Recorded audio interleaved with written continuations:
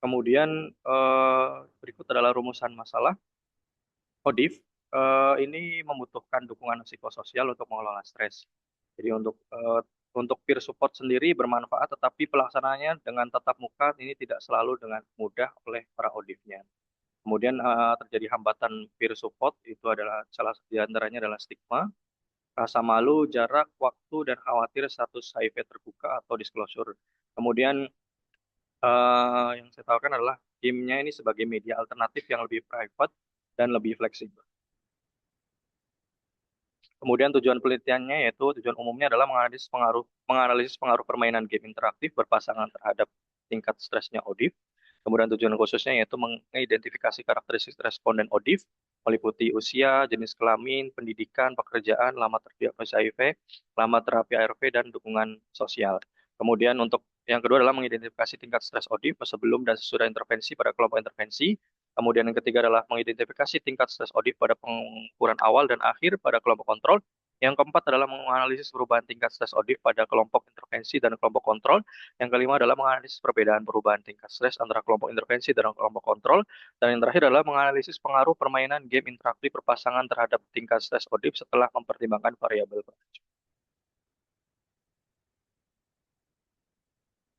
Berikut adalah manfaat penelitian. Yang pertama adalah bagi rumah sakit. Ini adalah menjadi dasar pengembangan intervensi psikososial non-farmakologis ODIF, mendukung layanan holistik setelah menawarkan pendekatan sederhana, murah, dan menjaga privasi pasien.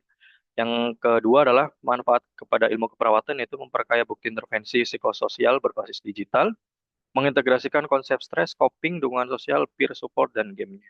Kemudian untuk bagi peneliti sendiri adalah meningkatkan kemampuan merancang penelitian secara digital, serta melatih penerapan etik privasi kepada responden ODIF, dan pengukuran perubahan stres terutama pada populasi yang rentan, salah satunya adalah ODIF. Berikut adalah tinjauan literaturnya, yaitu yang pertama membahas tentang konsep stres. Stres itu sendiri adalah terjadi ketika individu menilai tuntutan hidup melebihi kemampuan dari copingnya sendiri. Kemudian ini pada ODIF itu stres dapat muncul akibat dari diagnosis sendiri HIV, kemudian muncul karena terapi ARV-nya yang mungkin jangka panjang, kemudian untuk muncul karena stigma, karena disclosure atau keterbukaan, dan perubahan hubungan sosial. Stres juga dapat berdampak pada kondisi psikologis, perilaku kesehatan, kepatuhan terapi, dan respon fisiologis. Kemudian untuk eh, konsep peer support itu sendiri adalah dukungan dari individu dengan pengalaman hidup yang serupa atau mungkin kita bisa sebut dukungan sebaya. Peer support di sini memberikan dukungan instrumental, di antaranya adalah dukungan emosional, kemudian dukungan instrumental, dukungan informasional, dan penghargaan. Untuk peer support sendiri dapat memberikan rasa diterima, dipahami, dan tidak sendiri. Kemudian dukungan sosial dapat berperan juga sebagai mekanisme protektif terhadap stres. Berikut adalah konsep dan jenis game yang ditawarkan. Pada penelitian ini game yang digunakan sebagai media intervensi non farmakologis. Ini adalah memberikan distraksi yang positif, pengalaman menyenangkan, komunikasi ringan, dan koneksi sosial. Game yang saya pilih adalah Connect for Online Multiple seperti pada gambar, yaitu sejenis bidak begitu. Nanti akan dijelaskan pada slide selanjutnya. Kemudian ada Egg Ball Pool Biliar, Multiplayer, dan Smash Badminton. Ini alasan pemilihan game ini adalah pertama adalah mudah, aksesnya yang mudah, kemudian bisa browser, bisa juga dimainkan dengan mobile ataupun desktop ataupun tab juga bisa. Kemudian aturannya juga sederhana, kemudian ada interaksi yang bisa berpasangan. Nah, berikut adalah penjelasan tentang cara bermain Connect for Online Multiplayer. Ini adalah yang pertama adalah masuk ke halaman Crazy Games-nya. Jadi websitenya adalah nama websitenya Crazy Game, bisa di-download di aplikasi Play Store ataupun iOS juga. Kemudian di browser namanya Crazy Games juga. Untuk selanjutnya adalah pilih mode bermain pasangan untuk di Connect for Online. Kemudian tentukan pilih giliran bermain. Jadi setiap pemain milih salah satu untuk menjatuhkan bidaknya. Jadi bidaknya dari atas, kemudian nanti dijatuhkan ke bawah. Bila bidak akan jatuh ke posisi kosong paling bawah pada kolom tersebut. Pemain yang bergantian masuk bidak. Jadi Pemain menang jika berhasil menyusun 4 bidak secara horizontal, vertikal maupun secara diagonal. Jika papan penuh dan tidak ada pemain yang menyusun 4 bidak, jadi dianggapnya adalah seri. Selanjutnya yaitu games Egg Pool Billiard Multiplayer. Ini sama dari website Crazy Games juga. Ini bisa langsung masuk ke gamesnya, ketik saja Egg Pool Billiard Multiplayer, kemudian pilih bermain dengan teman atau pemain lainnya. Kemudian nanti permainan dimulai dengan break shot dulu. Pemain mengarahkan stick bola. Jadi seperti pada biliar pada umumnya, bedanya ini adalah secara virtual atau online gitu. Jadi mengarahkan bola putih ke bola-bola yang ditentukan. Kemudian atur kekuatan tembakan, lepaskan tembakan untuk memukul bola putih. Kemudian jika berhasil masuk bola, pemain dapat melanjutkan giliran. Jika gagal, giliran berpindah ke jika gagal memasukkan bola, ini akan mendapat giliran untuk untuk responden yang lain.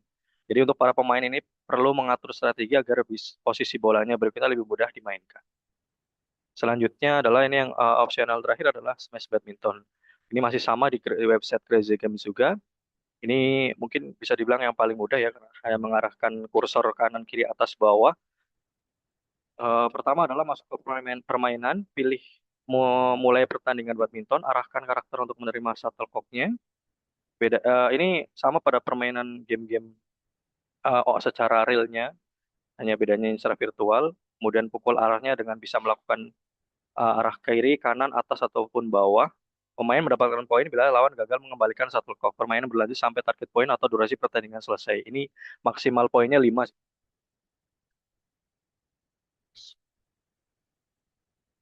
Ini untuk dari tinjau tujuan literatur ini terdapat teori yang mendasari dari kesemuanya adalah yang pertama yaitu transaksional model stres dan coping. Ini menjelaskan bahwa stres muncul melalui proses penilaian kognitif terhadap stresor.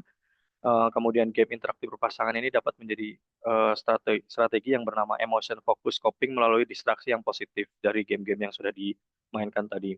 Kemudian teori yang selanjutnya yaitu menggunakan stress buffering hypothesis, menjelaskan bahwa dukungan sosial dapat mengurangi dampak stres negatif.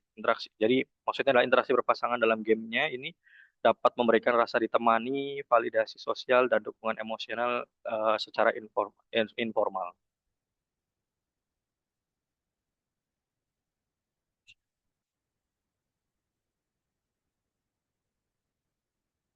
Berikut adalah kerangka teorinya, yaitu pertama adalah di ODIF-nya ini sendiri. Di ODIF ini mendapatkan stresor yaitu berupa stigma, disclosure atau keterbukaan, takut status HIV-nya terbuka, terapi ARV yang jangka panjang, pendapatan diskriminasi, perubahan relasi sosial. Ini akan eh, mendapatkan menurut Lazarus dan Folkman ini akan ada dua teori yaitu primary appraisal dan secondary appraisal. Teori primary appraisal itu sendiri adalah menilai peristiwa bahaya ini mengancam untuk menilai peristiwa individunya ini menilai peristiwa bahaya ini yang mengancam. Kemudian untuk secondary appraisal ini menilai apakah sumber dayanya cukup untuk menghadapi stresnya itu sendiri. Kemudian dari primary dan secondary appraisal itu muncul perceived stresnya meningkat, kemudian terjadi ruminasi, kemudian kekhawatiran dan rasa tidak mampu untuk mengontrol. Kemudian dampaknya apa? Yang pertama adalah dampak psikologis, diantaranya adalah cemas, merasa tertekan dan akan merasa isolasi sosial. Kemudian pada dampak perilakunya ini yaitu penurunan motivasi, kontrol dan kepatuhan terhadap ARV. Kemudian dampak secara biologisnya atau fisiologisnya yaitu mengaktifasi HPA-nya, kemudian kortisol meningkat dan terjadi inflamasi, kemudian akan mempengaruhi imun tubuh si pasien tersebut. Bagaimana cara upaya mengatasi stresnya? Diantaranya adalah dengan emotion focus coping. Kemudian untuk yang kedua adalah dengan peer, dan yang ketiga adalah dengan dukungan sosial. Yaitu diantara dukungan sosial itu ada 4, secara emosional, informasional, dan secara instrumental dan appraisal. Kemudian untuk bagaimana untuk mendapat dukungan itu sendiri, yaitu dengan cara bermain games tadi, yaitu diantaranya Connect for Game, Egg Ball Pool Billiard, dan Smash Badminton. Ini diharapkan agar menjadi distraksi yang positif dan emosi yang positif. Kemudian adanya koneksi sosial dan rasa ditemani, dan juga dukungan sosial yang ringan. Di antaranya seperti sekadar menyapa, komunikasi sportif, dan validasi. Kemudian ini mendapatkan stress buffering mekanisme, kemudian appraisalnya menjadi adaptif, mampu dan rasa terhubung meningkat, ini akan terjadi perubahan tingkat stres. Harapannya stresnya menurun. Kemudian metode penelitian yang digunakan yaitu yang pertama desain yang digunakan adalah eh, kuasi eksperimen. Pendekatannya adalah dengan pre-post test control group. Kelompok intervensi yaitu menerima interaksi berpasangan, kemudian ada kelompok kontrol yaitu menerima layanan rutin seperti umumnya atau secara standar. Lokasi penelitiannya itu secara multisenter yaitu di RSUD Matraman, Puskesmas Matraman, dan di Klinik PKBI Pondok Kelapa. Kemudian untuk waktunya yaitu kita sesuai di penelitian sebelumnya yaitu eh, minggu 2 minggu. Waktu yang saya butuhkan adalah 4 minggu, yaitu pertama screening responden, yang kedua inform consent, pretest, pembagian kelompok, dan orientasi game. Kemudian di minggu kedua dan minggu ketiga yaitu melaksanakan intervensi dengan 10 sesi setiap sesinya. Kemudian di minggu keempat yaitu melakukan post test, pengecekan logbook, cleaning data, dan persiapan analisis. Kemudian instrumen digunakan yaitu pertama instrumen kuesioner demografi dan data klinis, yang kedua adalah instrumen PSS atau Perceived Stress Scale 10 atau PSST, kemudian MSPSS atau Multidimensional Scale of Perceived Social Support, kemudian ada SOP intervensi, log intervensi, dan siklus kepatuhan, privasi digital, dan pencegahan.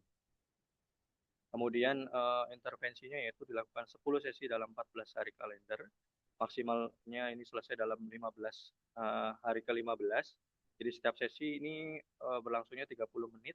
Total paparan intervensi adalah 300 menit. Jadi kepatuhan ini intervensi ditentukan minimal mengikuti 8 dari 10 sesi. Berikut adalah kerangka konsepnya. Yang pertama variabel independennya adalah bermain game tadi, ketiga tadi atau salah satunya. Kemudian variabel dependennya adalah tingkat stres, ODIF-nya, ada perubahan.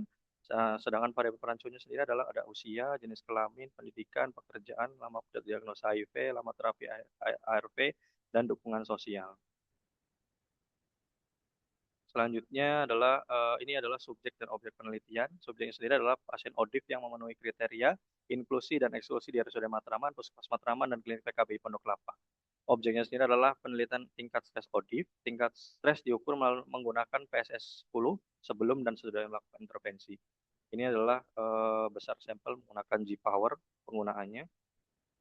Jadi efek stresnya sebesar 0,81 diperoleh 0,81. Populasi targetnya adalah seluruh ODIF, populasi terjangkaunya adalah ODIF yang menerima layanan di lokasi penelitian. Setelah dihitung dengan G-Power ini muncul sampel 58 responden, diantaranya setelah dilakukan kriteria drop off 10%, jadi muncul intervensi 29 untuk responden dan kelompok kontrol 29 responden.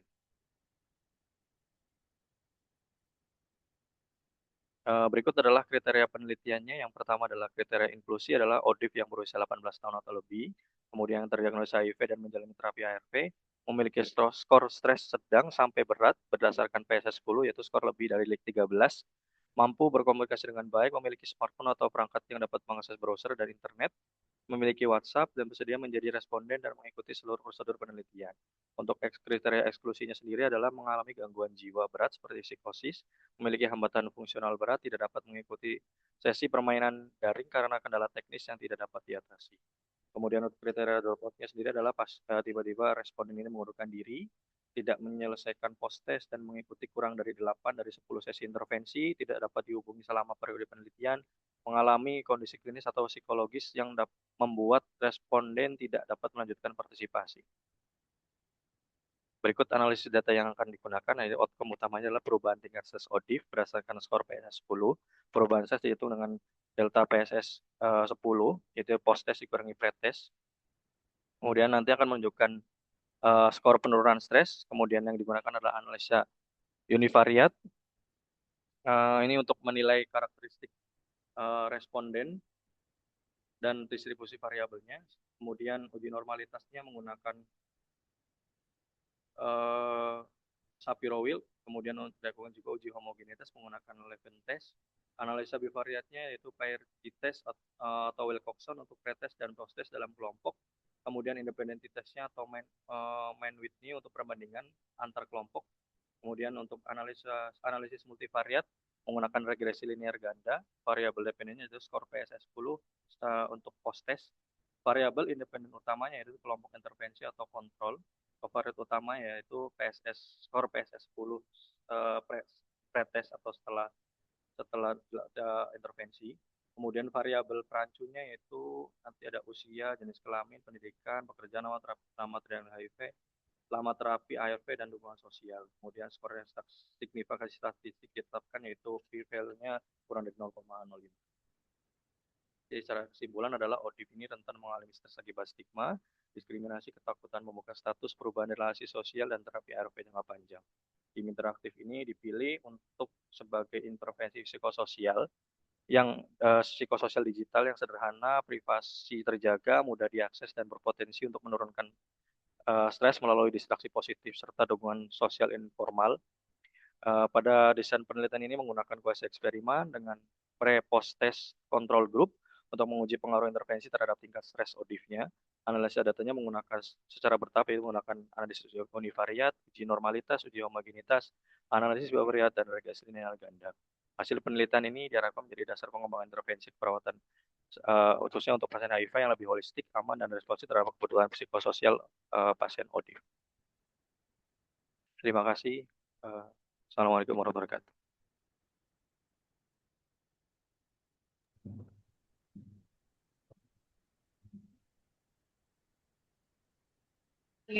Baik, terima kasih Mas Mufti yang sudah menyampaikan presentasi tadi. Silakan selanjutnya kita lanjut ke proses diskusi dengan oponen ya. Silakan Mas Mufti disiapkan catatannya untuk mendengar pertanyaan ataupun saran dan tanggapan ya dari oponen. Setelah itu baru kita ke penguji. Silakan dari oponen satu, Mas Afi ya. Siap. Terima kasih atas waktu yang diberikan. Assalamualaikum warahmatullahi wabarakatuh. Selamat siang untuk kita semua. Yang kami hormati Ibu Sri Yona selaku pembimbing 1, kemudian Bapak Jihar Edison selaku pembimbing 2, dan Ibu Anggri Maulana Sahra selaku penguji. Serta teman-teman yang saya banggakan yang hadir pada ruang Zoom siang ini. Sebelum saya masuk pada pertanyaan, saya ucapkan selamat dulu kepada Nars Mufti karena sudah sampai pada tahap seminar proposalnya di siang hari ini. Baik, Nars Mufti, pertanyaan saya yang pertama itu uh,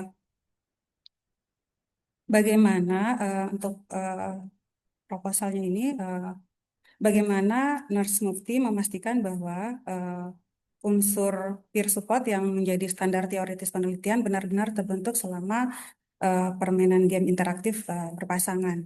Itu pertanyaan saya yang pertama. Kemudian pertanyaannya saya yang kedua itu uh, di kerangka teori itu menjelaskan bagaimana penurunan stres itu terjadi melalui peer support dan social connectedness. Nah, kemudian variabel yang diukur itu hanya tingkat stres. Nah, bagaimana Nars Mufti ini menjelaskan hubungan antara teori yang digunakan dengan variabel yang diukur dalam penelitian ini. Kemudian pertanyaan berikutnya, karena penelitian yang dilakukan ini menggunakan desain kuasi eksperimen, bagaimana strategi yang akan dilakukan untuk meminimalkan perbedaan karakteristik awal antara kelompok intervensi dan kelompok kontrol agar perubahan tingkat stres itu benar-benar dapat dikaitkan dengan intervensi yang diberikan. Mungkin itu saja, Nars Mufti, ada 3 pertanyaan. Saya kembalikan ke Pak Jihar. Ya, silakan langsung dijawab tanggapi Mas Mufti.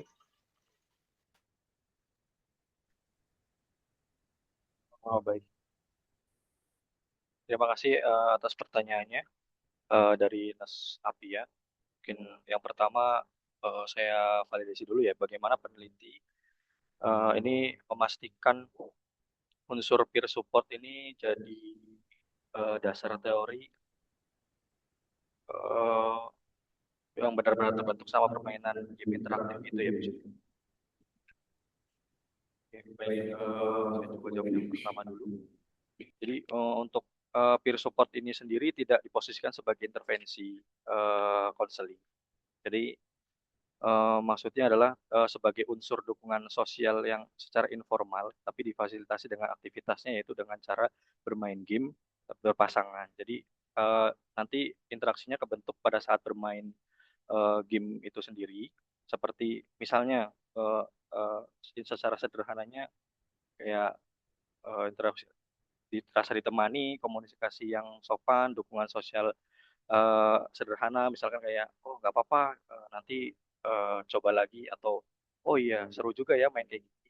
Misalkan seperti itu secara sederhana gitu kan kayak merasa ditemani begitu. Kemudian untuk memastikan unsur eh, unsurnya nanti terbentuk untuk memastikan unsurnya nanti terbentuk peer support atau tidak ini saya sudah buatkan SOP intervensi. SOP intervensinya nanti sudah dibuat, kemudian untuk logbooknya juga sudah dibuat, kemudian ada checklist kepatuhan juga sudah dibuat. Nah, nanti tinggal kita arahkan kepada responden bahwa ini ada SOP-nya seperti ini, kemudian nanti ada logbook yang perlu diisi dan ada checklist-checklist yang perlu saya checklist untuk kepatuhan si responden itu. Mungkin itu yang pertama. Mau ditanggapi dulu atau langsung? Ada tanggapan dari Nasapi ya? Tidak, Pak, lanjut, Pak. Ya, silakan lanjut. Baik, terima kasih. Yang kedua yaitu terkait di kerangka teori, ya. Di kerangka teori ini eh, menjelaskan penurunan stres terjadi melalui peer support dan social connectedness, tetapi di variabel ukurnya hanya mengukur stres saja begitu. Jadi bagaimana cara saya menjelaskan hubungan teorinya tersebut dengan variabel yang diukur. Jadi di penelitian ini variabel utama yang diuji adalah tingkat eh, tingkat stres si ODIF-nya ini sendiri sebagai outcome-nya. Jadi si peer support dan si social connectedness ini digunakan sebagai dasar teori atau mekanisme penjelas bukan sebagai outcome utama. Artinya si penelitian ini tidak bermaksud menguji apakah peer support menjadi mediator secara statistik. Maksudnya adalah yang dia itu menggunakan jalur emotion focus coping, yaitu dengan cara game memberikan distraksi yang positif dan pengalaman yang menyenangkan. Yang kedua adalah dengan cara dukungan sosial, yaitu dukungan sosialnya dengan interaksi, yaitu dengan saling berpasangan, memberikan rasa ditemani tadi seperti memberikan support ringan, oh ayo nggak apa-apa kalah gitu kan kita coba lagi gitu. Kemudian yang keduanya adalah eh, untuk ini juga ada dukungan sosial yang diukur melalui MSPSS sebagai variabel perancunya ini. Jadi untuk MSPS kenapa digunakan ini karena untuk dapat tingkat dukungan sosial ini dapat mempengaruhi tingkat stres responden. Jadi hubungan teori dan variabel tetap konsisten. Jadi maksudnya adalah untuk fokus pada outcome stresnya jadi tetap eh, yaitu pada tingkat stresnya saja.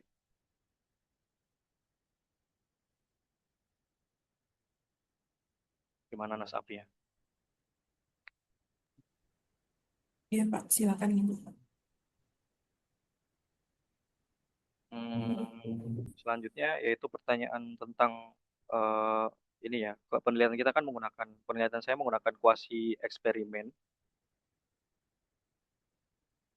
Bagaimana strategi untuk meminimalisir perbedaan karakteristik awal, kelompok intervensi dan kelompok kontrol ya, agar eh, benar-benar dikaitkan dengan intervensinya bagaimana. Hmm. Jadi kalau misalkan kuasi ini kan memang randomisasinya memang tidak randomisasi penuh tidak dilakukan untuk jadi kalau misalkan penelitian ini kan tidak menggunakan penelitian ini menggunakan kuasi eksperimen yang dimana randomisasi penuh tidak dilakukan. Jadi strategi yang bisa dilakukan adalah yaitu dengan melakukan kriteria inklusi dan eksklusi yang sudah saya sebutkan tadi. Kemudian yang kedua adalah dengan mengukur pretest terlebih dahulu pada kedua kelompok menggunakan instrumen yang digunakan yaitu instrumen PSS10. Kemudian yang ketiganya yaitu menggunakan karakteristik awal responden seperti usia, jenis kelamin, pendidikan, pekerjaan, dan lama terdiagnosa. Itu juga masuk untuk strategi. Kemudian yang keempat, ada perbedaan karakteristik awal, perbedaan tersebut akan dikontrol dalam analisa multivariat menggunakan regresi linear ganda. Jadi untuk kelompok penelitian menjadi variabel independen utama dan skor PSS10 pretest menjadi covariat utama. Mungkin strategi tadi, kemas strategi bisa digunakan untuk mengkaitkan dengan intervensi yang bisa diberikan pada kuasi eksperimen tadi.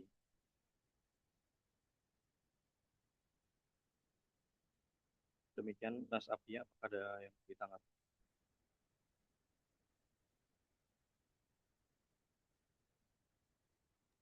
Ya, cukup. Baik, silakan selanjutnya oponen 2, Mas Alfi. Ya, baik. Terima kasih Nursiar atas waktunya. Yang pertama-tama saya mengucapkan terima kasih, mengucapkan selamat, kepada Nurs Mufti sudah melaksanakan sempronya pada hari ini. Ada beberapa hal yang ingin saya konfirmasi di catatan saya. Eh, Mohon maaf nanti mungkin cukup meriah ya. Gak apa-apa ya Nurs Mufti ya. Yang pertama itu terkait dengan definisi operasional. Saya melihat di situ ada variabel jenis kelamin ya. Mengingat bahwasanya populasi ODIF ini cukup unik kalau dibandingkan dengan populasi lain ya, karena bukan hanya perempuan atau laki-laki, namun juga ada transpuan ataupun transpria gitu. Maksudnya di sini saya bukan menormalisasi dari bentuk-bentuk itu ya, eh, bentuk-bentuk apa peran gender yang baru itu ya, tapi ini untuk mengakomodir fenomena yang ada di lapangan. Apakah perlu ditambahkan transpuan ataupun transpria itu? Yang kedua adalah mengingat intervensi ini dilakukan secara daring melalui aplikasi lewat browser tadi, bagaimana peneliti ini mengontrol dari faktor lingkungannya responden itu sendiri saat bermain game gitu. Misalnya kalau koneksinya misalnya eh, lemot gitu, atau mungkin lingkungan fisik yang bising gitu. Apakah itu justru malah menimbulkan stresor baru sehingga hasil post-testnya justru tidak lebih baik dibandingkan post-testnya. Yang ketiga ini em, intervensi game ini di dalam proposal di halaman 18, halaman 27 ini disebutkan bahwa ini sebagai media distraksi yang mana efeknya ini akut atau sesaat ya. Namun ada statement lain ini di halaman 24 di bab 2 yang sifatnya ini justru bertolak belakang yang menyebutkan bahwa stres ini sifatnya jangka panjang begitu ya, kronis karena akibat beban ataupun stigma yang diterima oleh ODIF begitu. Nah, ini seberapa besar sebetulnya intervensi bermain game ini bisa memberikan dampak yang sustain, harapannya seperti itu ya.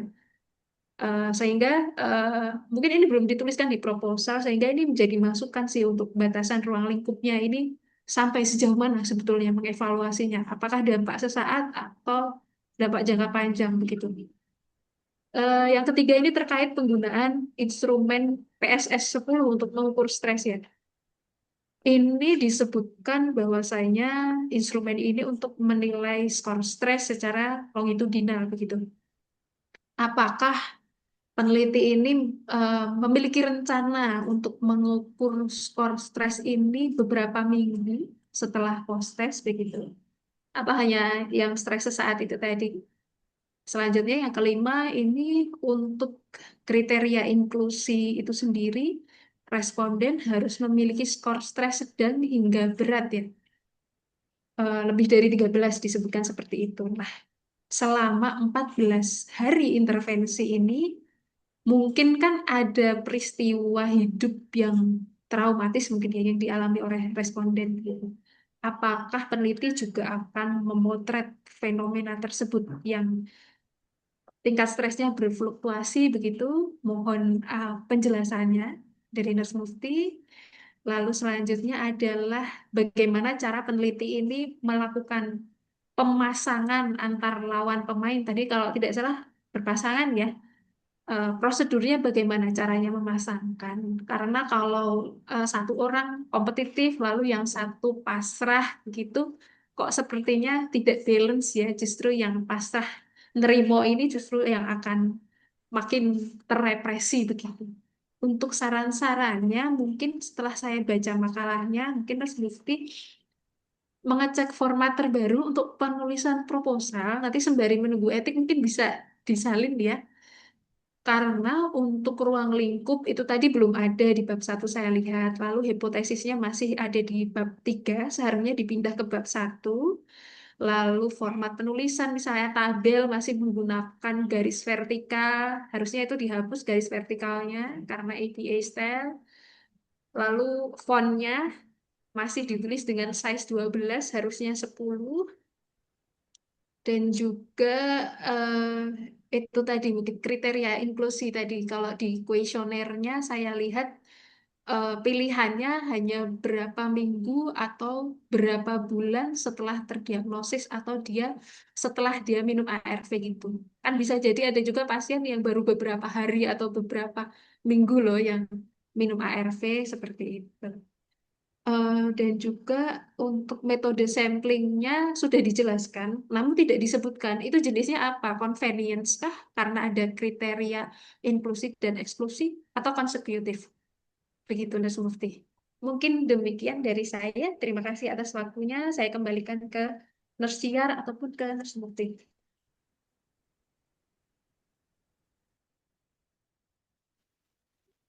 Ya, baik. Silakan langsung tanggapin.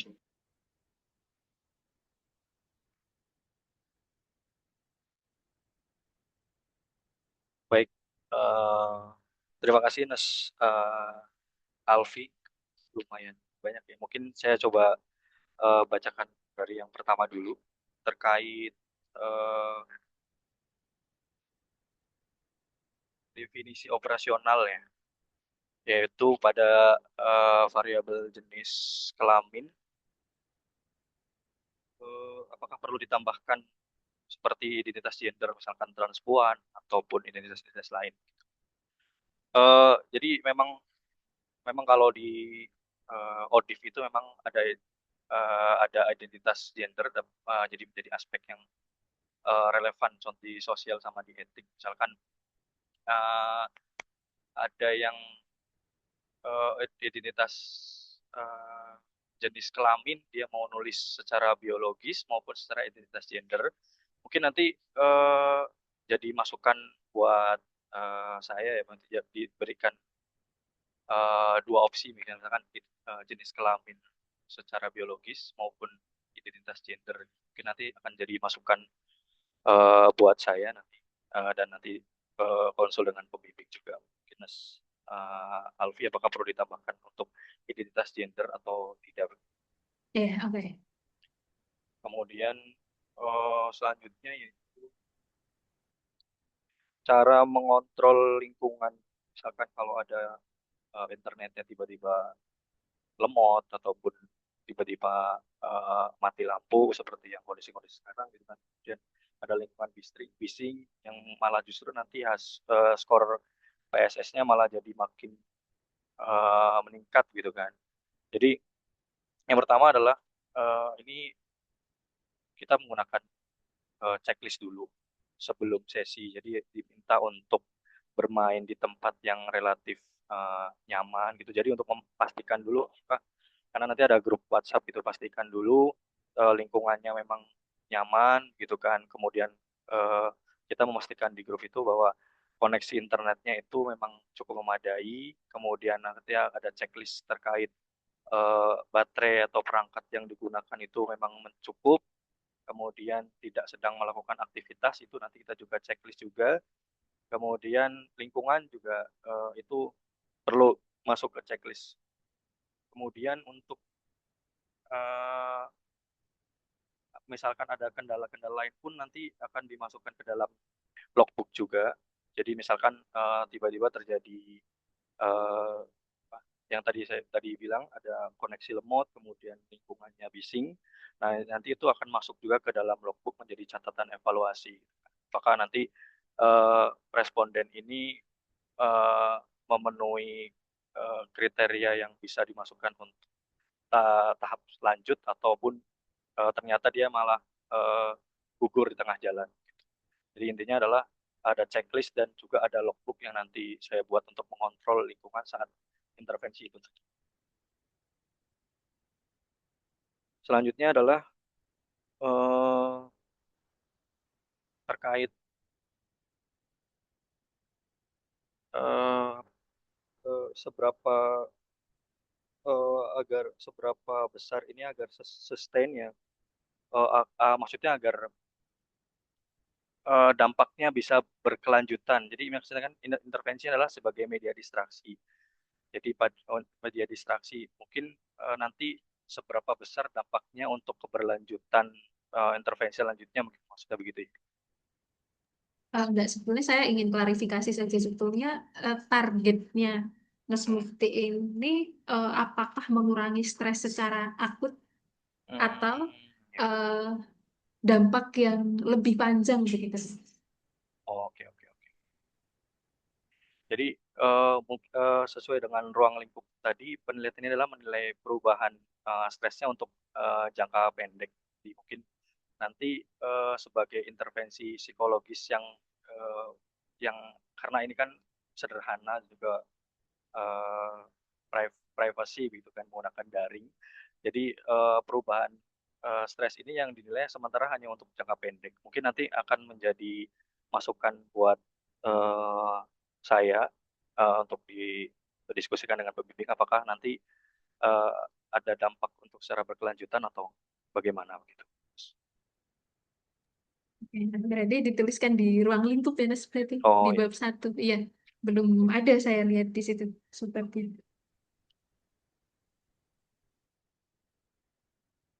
terima kasih sarannya. Selanjutnya yaitu instrumen PSS ini kan untuk secara dinilai untuk menilai variasi skornya secara longitudinal ya, sesuai dengan teorinya itu. Jadi apakah nanti saya akan meneliti beberapa minggu setelah pos intervensi itu atau setelah post test gitu ya. Jadi memang tadi saya bilang tadi skor untuk sementara ini kan intervensinya digunakan untuk jangka pendek. Jadi untuk menilai skor stresnya dari waktu ke waktu ini eh, juga masih terbatas dengan waktu ya, karena sesuai dengan teorinya itu dia itu eh, pada penilaian sebelumnya hanya melakukan secara 2 minggu. Untuk post testnya apakah nanti akan dilakukan eh, penelitian lanjut lagi nanti mungkin akan saya diskusikan juga dengan pembimbing apakah nanti perlu ada eh, intervensi lanjut setelah dilakukan tes ataukah nanti sudah cukup. Dan itu akan menjadi masukan buat saya.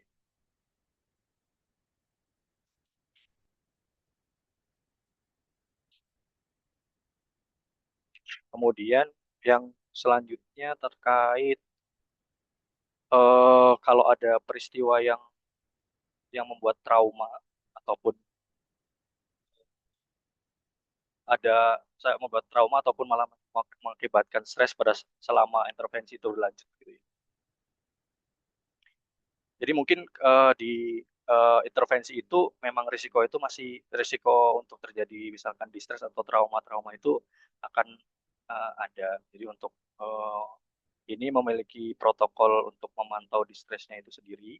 Di antaranya adalah satu dengan dibuatkan eh, jadi pertama kita tanyakan dulu apakah memang si responden ini sudah siap untuk melakukan intervensi selama sesi berlanjut atau tidak. Yang keduanya adalah tadi menggunakan logbook itu sendiri. Jadi dicatat apakah nanti pada saat intervensi itu ternyata si responden itu ada keluhan ataupun memang ada kendala apa, kejadian-kejadian pada saat intervensi itu nanti akan dicatat di logbook itu sendiri. Kemudian bila memang memang distressnya itu memang ternyata akhirnya berat, itu akan dihentikan. Kemudian nanti itu akan menjadi catatan oleh si peneliti sendiri. Begitu mungkin jawaban untuk yang pertanyaan terkait traumatik dan distres. Salvi. Oke, oke. Iya. Selanjutnya terkait cara cara menentukan pasangan pada saat intervensi begitu ya maksudnya. Jadi nanti secara ini sebenarnya tidak si responden ini bebas ya untuk memilih serta bebas untuk menggunakan nanti si peneliti ini akan menggunakan kode-kode tertentu misalkan untuk responden 1, responden 2. Jadi ya sebenarnya bebas itu maksudnya tetap kita atur misalkan di eh, yang penting identitas si pasien itu sama pribadinya ini tidak dibuka. Jadi nanti mungkin yang diketahui oleh si apa namanya si pasien itu hanya kode R1, R2 gitu untuk misalkan responden 1, responden 2 untuk terkait cara memasangkannya. Kemudian yang saya tekankan di sini adalah yang pasti si antar antar responden ini di kelompok intervensi ini tidak mengetahui satu sama lain. Jadi tetap nanti eh, walaupun si responden ini maksud saya responden ini tidak yang tetap responden ini tetap yang ngatur kita. Jadi si pasti pas kita memastikan bahwa si responden ini tidak mengetahui identitas baik pribadi maupun identitas gender dari si responden itu sendiri. Tetap kita yang mengatur. Oke, berarti blind ya. Berarti Ya nggak bisa betul. milih sama Betul. temanku dong, kayak gitu ya. Nggak bisa gitu. Jadi nanti Oh, tetap baik. kita yang Ya, terkait saran-saran tadi ya. Formatnya mungkin nanti bisa saya perbaiki lagi. Saya lihat lagi apakah nanti diskusi juga dengan teman-teman apakah ini memang eh, format yang sudah lama atau bagaimana nanti saya coba koreksi lagi. Terima kasih Mas Alfi. Kemudian terkait hipotesis tadi ya, hipotesis itu saya masih di bab 3 ya. Yang seharusnya kan memang harusnya di bab 1. Itu menjadi koreksi juga buat saya. Nanti akan saya coba ubah. Kemudian terkait tabel, ini mungkin kesalahan dari saya juga terkait tabelnya itu kan. eh, saya memang kurang paham tentang terkait tabel ini, terutama juga yang terkait fontnya. Karena saya fontnya ini langsung ke 12 semua, jadi saya sama ratakan semua. Seharusnya memang fontnya 10 gitu ya.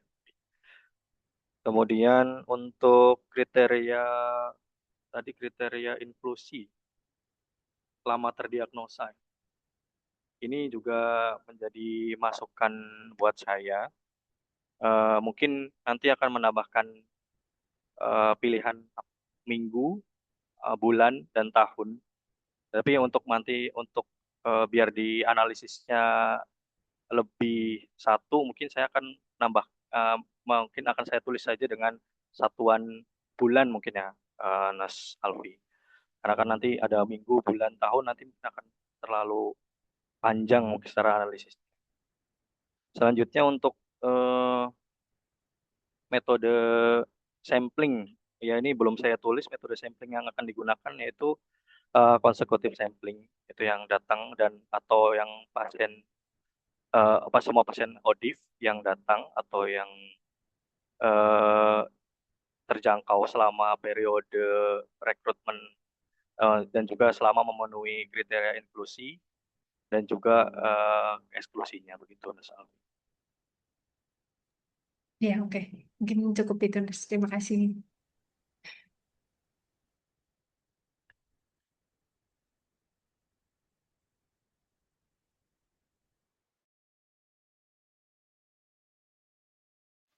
Baik, selanjutnya kita langsung ke penguji yaitu Ibu Das Anggit. Silakan, silakan. Baik, terima kasih Nurse Ciar. Eh, Selamat siang Bu Ona, Nurse Ciar, Nurse Mufti, dan rekan-rekan ponen ya. Ada Arya, Alfi, dan teman-temannya. Nah, sebagai penyemangat. Selamat untuk Nurse Mufti yang sudah mempresentasikan rencana penelitiannya.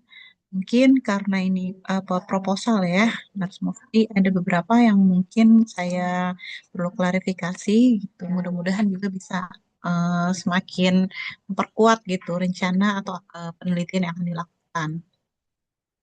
Yang pertama kaitannya dengan topik yang diangkat ya, Nars. Di sini kan rencananya akan melakukan penelitian kuas eksperimen ya dengan memberikan game gitu dan apa menilai eh, yang diukur atau variabelnya itu adalah stres. Di latar belakang saya belum melihat kira-kira urgensinya eh, stres ini pada ODIF itu seperti apa. Mungkin bisa disampaikan kaitannya sama prevalensinya gitu. Atau kenapa sih ini jadi masalah gitu di ODIF gitu. Sehingga kita mau memberikan intervensi untuk mengurangi stres gitu. Memang seberapa besar apa kasus atau stres yang dialami ODIF gitu. Memang Nurse Mufti di situ sempat singgung, tapi menurut saya nggak terlalu banyak ya dan belum terlalu terlihat tadi terkait prevalensinya gitu. Menjadi masalah yang memang perlu apa dipikirkan itu intervensinya. Pertama. Kemudian yang kedua juga terkait dengan intervensi yang dilakukan. Kan yang dipilih ini adalah bermain game berpasangan. Tadi saat pertanyaan oponen, seingat saya, Nurse Mufti juga menyampaikan sudah membuat SOP untuk intervensinya. Nah, itu saya belum lihat di bab 3-nya. SOP-nya seperti apa. Jadi, karena ini kuas eksperimen, prepos dan kontrol kontrol dan intervensi ya, gitu. Mungkin harus dijelaskan juga gitu. Kayak game pemilihan gamenya ini, saya pikir tadinya apa mau mengembangkan game gitu, tapi ternyata kayaknya gamenya itu sudah ada ya, Nurse Mufti ya. Jadi kita menggunakan game yang sudah ada. Nah, alasan selanjutnya atau pertanyaan selanjutnya adalah mengapa mengambil ketiga game tersebut gitu yang digunakan. Karena kan kadang-kadang kalau game itu preferensi ya. Misalnya, oh saya nggak suka game yang itu gitu. Terus sekarang tuh apa sih game-game yang ini tuh kayak Roblox gitu atau apalah ya. Apa yang ada sekarang boleh nggak kalau gamenya yang itu yang dimainkan? Jadi kenapa tadi pemilihan gamenya itu seperti apa? Dan kemudian kan itu berpasangan ya. Berpasangan yang dimaksud di sini apakah sesama eh, apa namanya ODIF?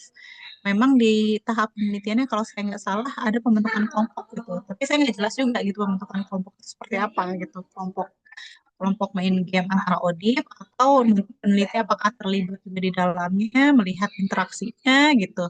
Itu belum terlalu dijelaskan di apa SOP-nya gitu. eh itu karena beberapa yang saya pikirkan ya tadi ya, misalnya mungkin ada preferensi game gitu dan perlu dipikirkan juga karena game ini biasanya kita harus download. Jadi salah satu di kriteria inklusinya kan memiliki apa namanya handphone ya atau perangkat gitu. Nah, ini kadang-kadang beberapa game itu kan dia besar juga ya gitu. Eh, perlu dipikirkan. Kadang ada beberapa yang mungkin nggak mau download gitu.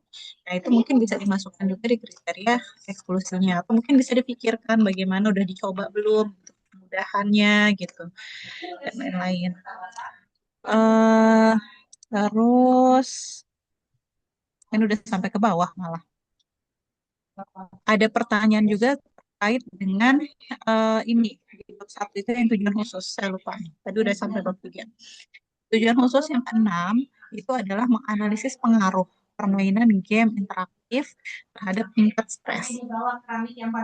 Tapi, nah ini analisisnya melalui apa? Mungkin nanti Nurse Mufti bisa menjelaskan ya, gitu. Rencana untuk analisis atau menjawab tujuan khusus yang nomor 6 ini bagaimana?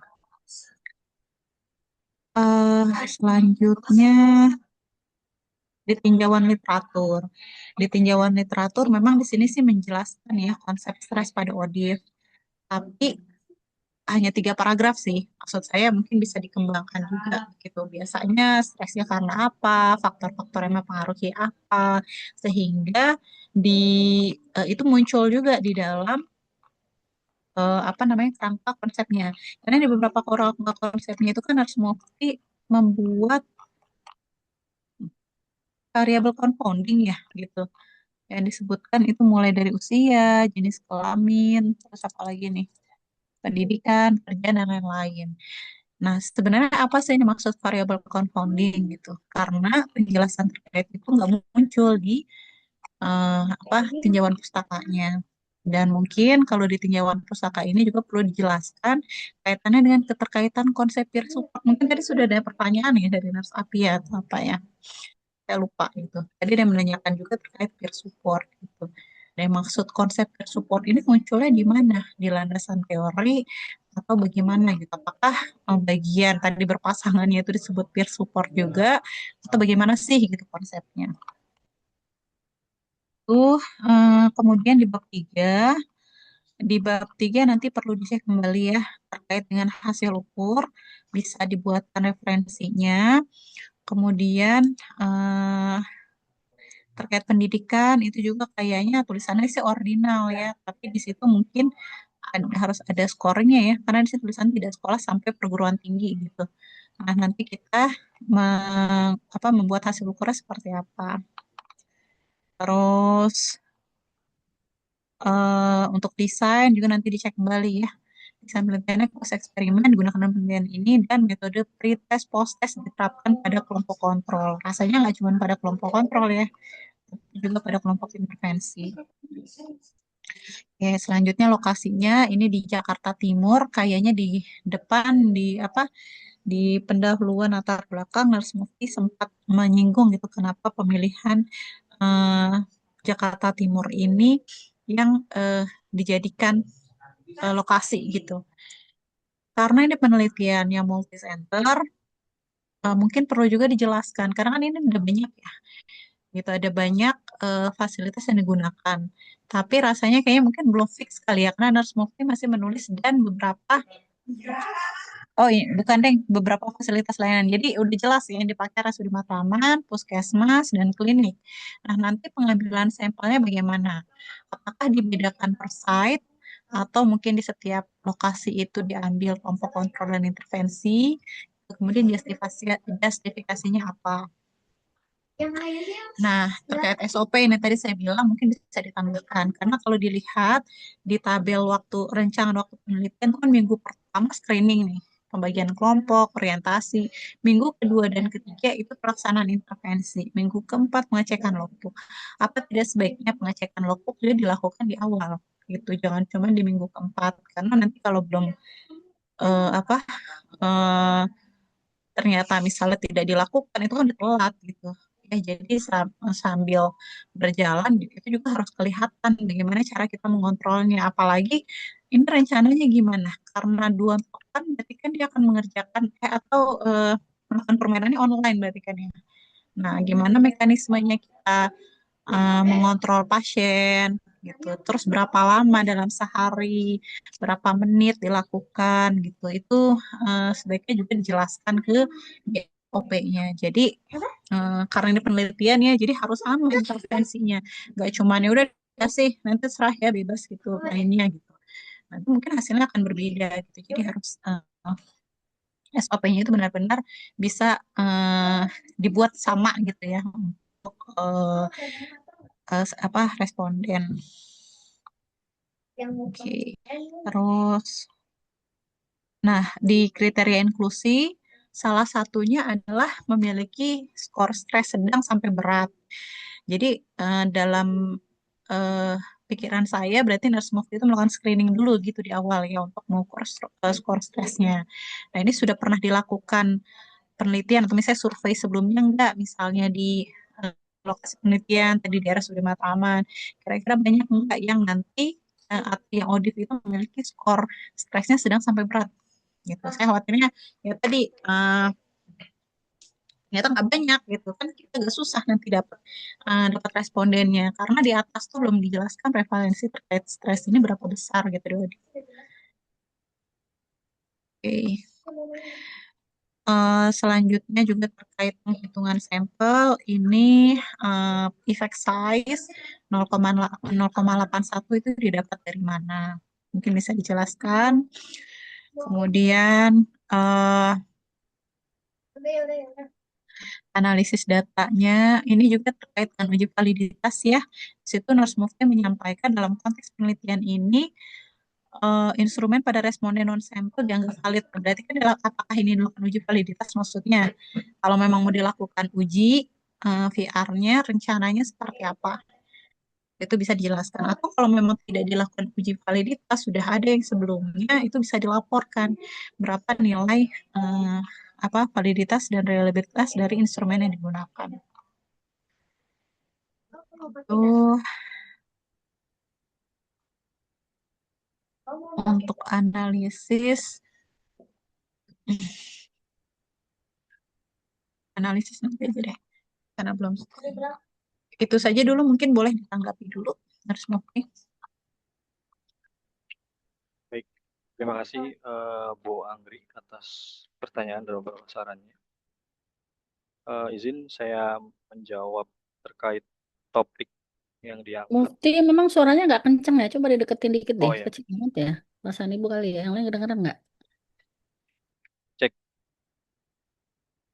Apakah sudah terdengar, Bu? Ya, sudah. Sudah. Baik, untuk kuasi eksperimen, topik yang diangkat itu apa? Karena menggunakan kuasi eksperimen. Ini jadi menggunakan ini pemenilai yang diukur adalah variabel stres. Di latar belakangnya ini belum dijelaskan tentang seberapa besar si ODIF-nya, kemudian prevalensinya. Itu mungkin bagaimana menjelaskannya. Ini untuk terkait di latar belakang, ini nanti mungkin akan menjadi tambahan buat saya, Bu Anggri. Nanti akan ditambahkan tentang seberapa besar kasus-kasusnya, mungkin untuk prevalensinya juga nanti akan saya tambahkan lebih eh, banyak tentang terkait referensinya. Eh, dan juga nanti agar nyambung ke kenapa harus yang diukur itu hanya stresnya. Nanti akan coba diskusi dengan pembimbing. Kemudian untuk intervensi yang dilakukan, ini yang sudah dibuat SOP. Mungkin nanti saya coba tampilkan SOP-nya.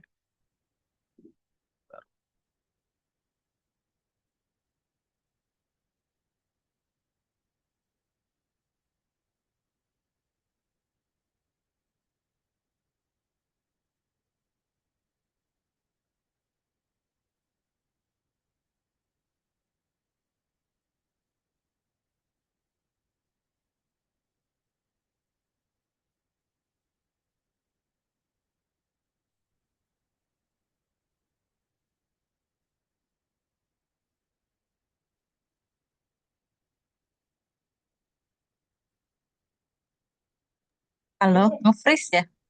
Mufti. Belum, belum. Saya lagi coba Oh, ini, Bu. Lagi coba buka SOP-nya. Atau hanya perlu saya jelaskan aja, Bu? boleh dijelasin aja Oh dulu. ya, oke deh, Pak. Sebentar, Bu.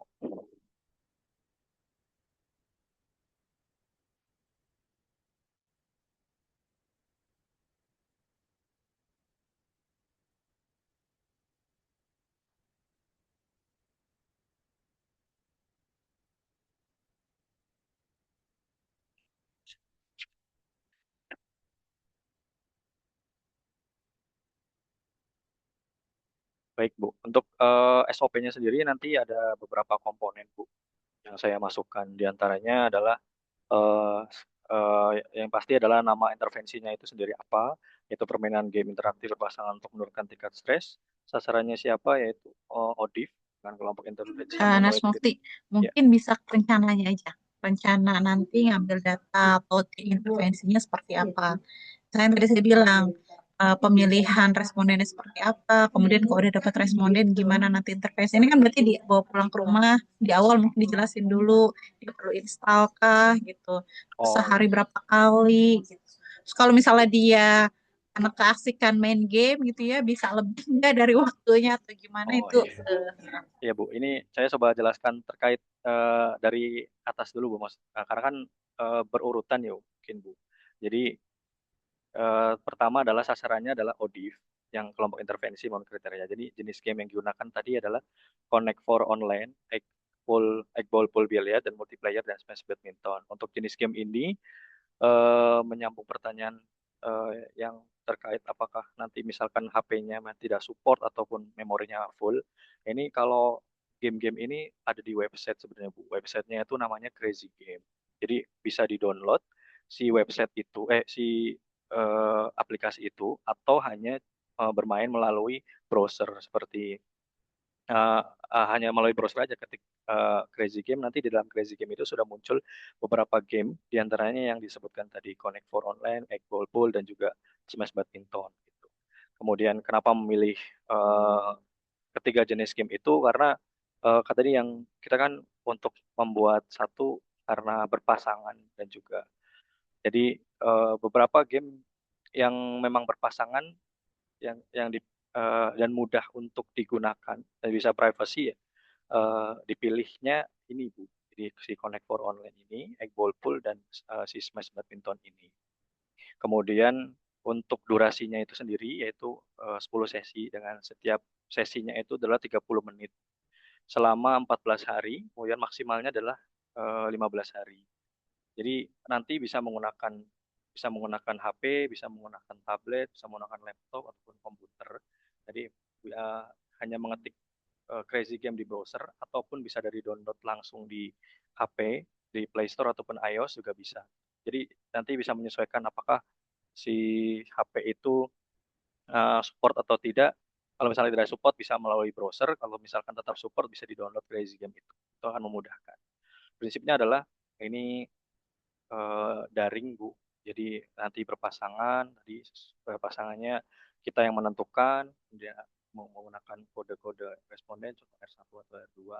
Nanti ada aturan yang kita share di melalui WA itu, misalkan komunikasinya harus sopan, kemudian eh, tidak membahas terkait status HIV-nya begitu. Jadi hanya eh, eh, fokus ke permainan begitu. Kemudian sebelum sesi ini si peneliti ini mengirimkan kayak sejenis pengingat gitu untuk eh, menceklis apakah ini semua sudah siap, misalkan HP apakah sudah dicas, kemudian untuk lingkungannya apakah sudah kondusif, kemudian untuk gamesnya yang mau kita pakai hari ini apa, gitu. Itu kita tentukan sebelum sesi dimulai. Kemudian pada saat sesi ini, misalkan ditentukan gamenya itu sendiri adalah terkait Connect for Online tadi. Jadi nanti pada saat kalau sudah menentukan gamenya itu sendiri, masuk ke room. Jadi nanti si peneliti ini saya membuat room. Nanti si responden itu masuk ke room yang kita buat gitu.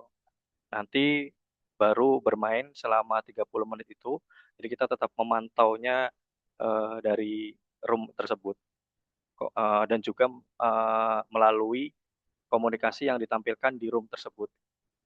Kemudian setelah melakukan 30 menit sesi tadi, ini si peneliti mencatat apakah memang ada kendala, ataukah memang ada eh, terkait durasi gamenya sesuai atau tidak, jenis game yang digunakan apa kendalanya, kemudian kondisi si respondennya bagaimana selama sesi berlangsung. Kemudian jika memang ada kendala-kendala teknis itu bisa masuk ulang, jadi mengganti dengan browser atau mungkin dengan perangkat atau game lain. Kemudian atau kita gunakan jadwalkan sesi selanjutnya atau di sesi pengganti gitu. Kemudian jika misalkan tadi saya bilang misalkan ada stres seperti pertanyaannya Mas Alfi tadi, ini bisa dihentikan sementara, kemudian nanti dihubungi secara privat. Eh, Nanti apabila diperlukan layanan apabila nanti diperlukan pelayanan khusus akan diarahkan ke layanan yang terdekat gitu. Kemudian jika mematuhi itu si responden itu mematuhi minimal 8 mengikuti 8 dari 10 sesi tadi. Mungkin itu yang bisa saya jelaskan terkait game dan alasannya. Oke, Nurse Mufti, boleh Bu Ona izin, boleh langsung dikomentari ya Bu ya? Langsung aja Bang. Ya.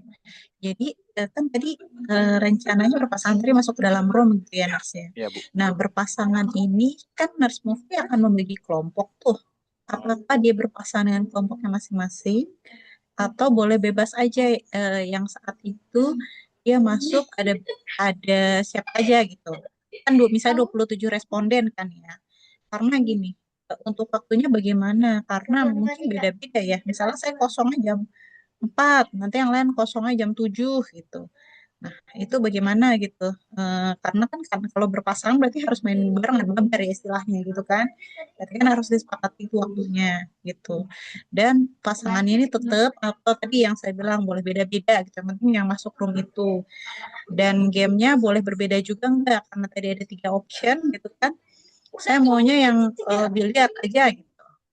Selama 10 sesi itu boleh nggak atau ya tadi setiap sesi atau setiap kali berbeda-beda karena tadi kan disampaikan 30 menit per sesi selama 10 sesi itu dilaksanakan dalam 2 pekan berarti asumsinya ada 5 hari gitu ya per minggu kan ya dia bermain game gitu karena 5 sesi untuk 1 minggu dengan durasi tadi 30 menit. Nah kalau dia pengen minta lebih itu bagaimana gitu kayak gitu-gitu dijelaskan juga nggak? Oh, baik.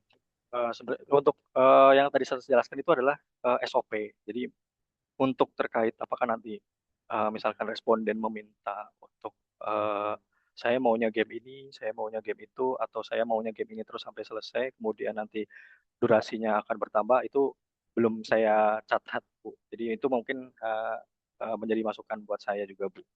Kemudian eh, nanti yang memilih responden itu siapa? Misalkan karena memang waktu kosongnya hanya responden, misalkan responden satu, seharusnya jadwalnya responden satu dan responden dua, ternyata yang adanya responden satu dan tiga. Nah, itu nanti akan dituliskan juga di SOP-nya, Bu. Apakah nanti perlu eh, jadwal menyesuaikan, dan itu nanti sebenarnya untuk jadwal intervensi secara rutinnya itu sudah dibuat. Misalkan ini saya buatnya di hari pertama. Sesi pertama itu kita buat orientasi singkat. Misalkan kita buat orientasi bermain game konektor ini durasinya 30 menit. Kemudian sesi kedua baru kita bermain. Nah, di permainan itu baru mulai yang sesungguhnya intervensi begitu. Nah, nanti yang seperti itu udah saya catat di jadwal intervensi. Tapi kalau misalkan ternyata di kemudian hari ternyata eh, tadi Ibu bilang ternyata yang hadir hanya bisa responden satu, responden dua berhalangan, itu akan saya catat di eh, ini Bu apa namanya eh, checklist kendala dan kepatuhan begitu. Dan mungkin akan dijadwalkan sesi selanjutnya. Ya, jadi harus dipikirkan ya, karena boleh cuma dicatat doang, ya artinya kalau dia tidak patuh atau tidak mengikuti intervensi, apakah nanti dia harus di drop out gitu. Ya, karena Ya, Bu. ya tadi saya bilang karena ini kan penelitian, bukan kayak apa ya, pengmas atau kayak apalah gitu yang ngajakin main doang gitu. Nah, itu sehingga apa intervensinya tadi memang harus sama dan sesuai dengan yang diminta oleh peneliti. Tadi rasanya saya udah sempat kejawab pemilihan gamenya enggak ya? Ini dia kan berarti harus pakai internet ya, gitu. Iya Bu, harus wajib dengan All yang tertutup. access. Mm-mm. Oke. Tadi kenapa harus game itu yang dipilih ya? Karena satu itu mudah diakses Bu. Yang satu mudah diakses, yang keduanya di tiga game itu bisa bermain secara multiplayer, dan yang ketiganya adalah si game tersebut itu secara permainan itu mudah gitu Bu. Hanya tinggal mengklik dan juga mengarahkan kursor kanan kiri atas bawah gitu. Jadi tidak perlu mikir Hmm. harus tombol terlalu banyak.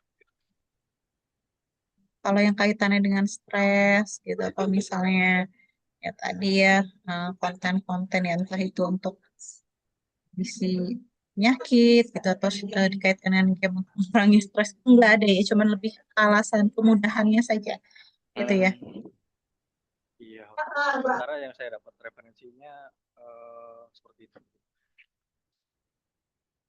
Nanti mungkin saya akan coba cari lagi referensi yang terkait kaitannya dengan stres pada ketiga game tersebut.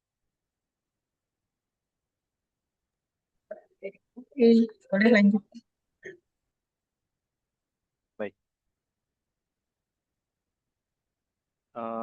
tadi sudah menjawab terkait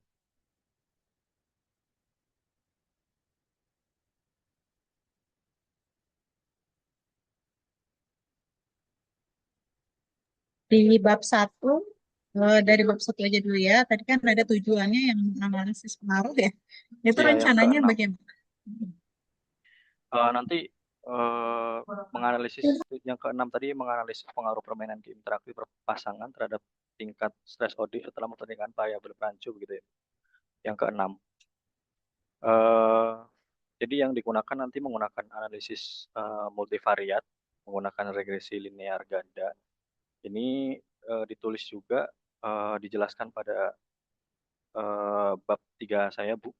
Di situ tertulis regresi linear ganda, variabel dependennya di skor PSS, post test, variabel independen utamanya yaitu kelompok intervensi dan kontrol, covariat utamanya yaitu pre-post test, dan variabel perancunya yaitu usia, jenis kelamin, pendidikan, pekerjaan, alamat terindikasi HIV, alamat intervensi, dukungan sosial dengan modelnya yang diinterpretasikan yaitu Y sama dengan beta 0, beta 1 kelompok, dan seterusnya. Itu eh, nanti yang akan saya gunakan.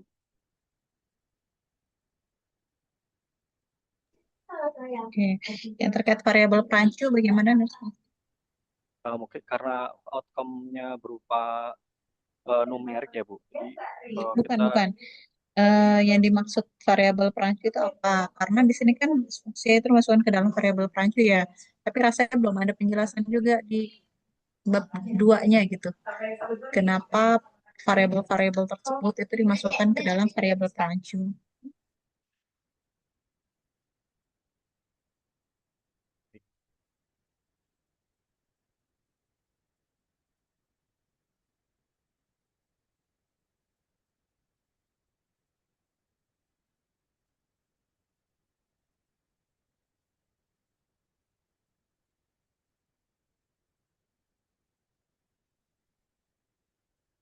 ya Bu, nanti seperti yang saya jawab sebelumnya, kalau untuk di bab di eh, latar belakang tadi kan saya belum menuliskan semua terkait alasan terkait prevalensi dan juga besarannya itu belum saya tulis semua. Jadi nanti mungkin saya tambahkan terkait mengapa perlu ada variabel perancu itu Maksudnya dimasukkan. Bu Angri pengen nanya secara konsep, kenapa Mufti masukin itu, perkara dimasukin apa nggak masalah. Ibu pengen tahu, Bu Angri ya pengen tahu gitu ya Bu Angri Oh, ya, dijawab dulu. Ya, kenapa itu dijadikan variabel perancu gitu? Nama yang disebut variabel perancu itu apa sih?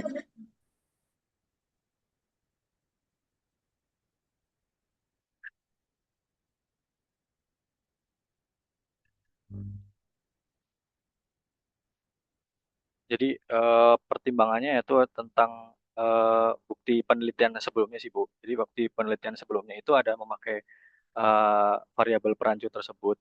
Jadi untuk itu saya menggunakan usia untuk memengaruhi kemampuan copingnya, regulasi regulasi si coping respondennya apakah berpengaruh juga terhadap usia, kemudian untuk jenis kelamin ini apakah juga berpengaruh juga terhadap stresnya juga, kemudian secara pendidikan bagaimana, secara pekerjaan itu bagaimana, kemudian selama terdiagnosanya juga apakah nanti berpengaruh juga gitu terhadap variabelnya, kemudian secara lama terapi itu apakah juga berpengaruh juga begitu.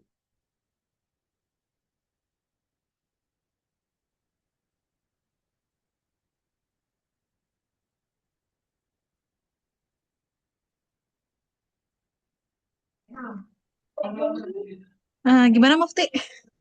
Eh, jadi maksudnya karena di penelitian sebelumnya itu menggunakan variabel perancu yang itu dengan alasan apakah di usia itu memang mempengaruhi terhadap kemampuan coping terhadap stres, kemudian jenis kelamin, variabel perancu jenis kelamin itu apakah juga mempengaruhi eh, coping stres juga, kemudian pendidikan, secara pendidikan apakah juga berpengaruh juga, misalkan pendidikannya dari SD, SMP, SMA, atau perguruan tinggi itu juga mempengaruhi atau tidak secara stresnya, secara pekerjaan atau stabilitas ekonominya apakah berpengaruh juga, kemudian lama lama terdiagnosis apakah juga akan mempengaruhi eh, si variabel itu tersebut.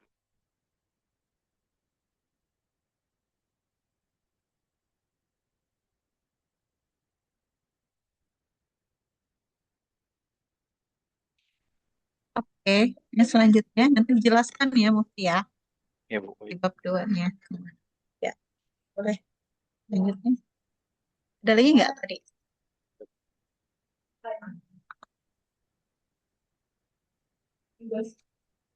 Tadi tentang tinjauan literatur, Bu. Menjelaskan tentang stres pada OD bisa dikembang. Jadi apakah bisa dikembangkan lebih lanjut, Bu? Ibu tadi memberikan saran terkait eh, tentang stresnya, apakah bisa ditambahkan tentang faktor-faktornya yang muncul, kemudian terkait usia tadi, kemudian jenis kelamin itu mungkin ditambahkan begitu. Tadi Bu Anggri memberikan saran itu.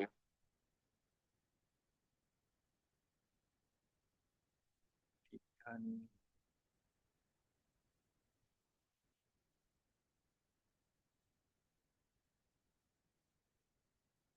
kemudian terkait desain penelitian, eh, ini menggunakan kuasi kuasi eksperimen yang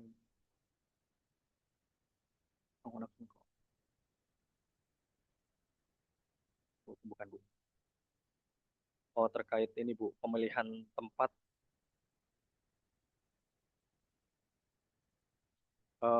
Jadi sebenarnya terkait pemilihan tempat itu alasan kenapa di Jakarta Timur, karena data yang sebelumnya di eh, B, kalau nggak salah badan badan BPS-nya si DKI ini mencatatkan 946 kasus di wilayah ini. eh, Alasannya adalah karena memudahkan untuk rekrutmennya, kemudian pemantauan intervensi serta pelaksanaan pada saat pre-post testnya begitu. Ya, apakah di setiap site-nya itu akan diambil kelompok kontrol dan intervensi atau dibedakan? Misalnya RSUD Matraman untuk intervensi, puskesmas untuk kontrol atau bagaimana? Oh, tidak Bu, nanti kalau untuk secara apakah diambil kontrol di RSUD Matraman atau intervensi misalkan di puskesmas itu nanti sebenarnya di ini dulu sih Bu, di apa dikumpulkan dulu. Misalkan di Matraman ada berapa, di puskesmas Matraman ada berapa, di RSUD ada berapa, kemudian di klinik ada berapa, nanti baru kita acak di situ. Maksud saya dipilih sesuai dengan peneliti. Karena setiap tempat itu eh, si pasien itu jumlahnya beda-beda. Oke, jadi ini kayak ada pertanyaan, mirip pertanyaan tadi dari oponen ya. Oponen 2, Halvi ya, gitu. Yang terkait metode pemilihan sampelnya. Apakah kalau dikumpulin dulu bentuknya gimana tuh? Maksudnya semua dikumpulin dulu nih, dapat. Jadi bukan satu-satu gitu ya. Udah dapat jumlahnya, baru dibagi. 27 kontrol, 27 intervensi. Nanti mungkin perlu dipikirkan ya Nurse Mufti ya. Setelah ini mungkin tekniknya bagaimana untuk approach atau pengambilan respondennya. Ya, Bu. Nanti saya coba tuliskan lagi tentang konsekutif samplingnya, Bu.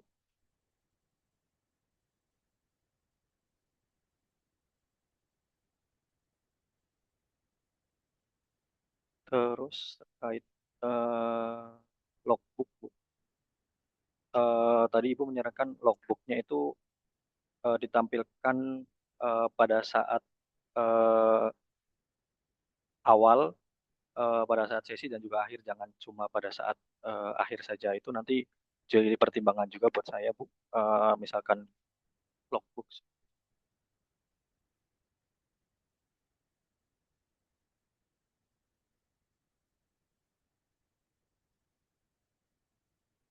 Ya, untuk logbook itu sendiri kan sebenarnya ini catatan untuk pribadi peneliti ya. Apakah memang si responden satu dan seterusnya itu apakah memenuhi sesuai dengan memenuhi yang kita minta, misalkan pada saat durasinya apakah sesuai, kemudian kehadiran respondennya apakah hadir atau tidak, kemudian apakah ada kendala, itu nanti eh, si peneliti yang akan eh, mencatatnya.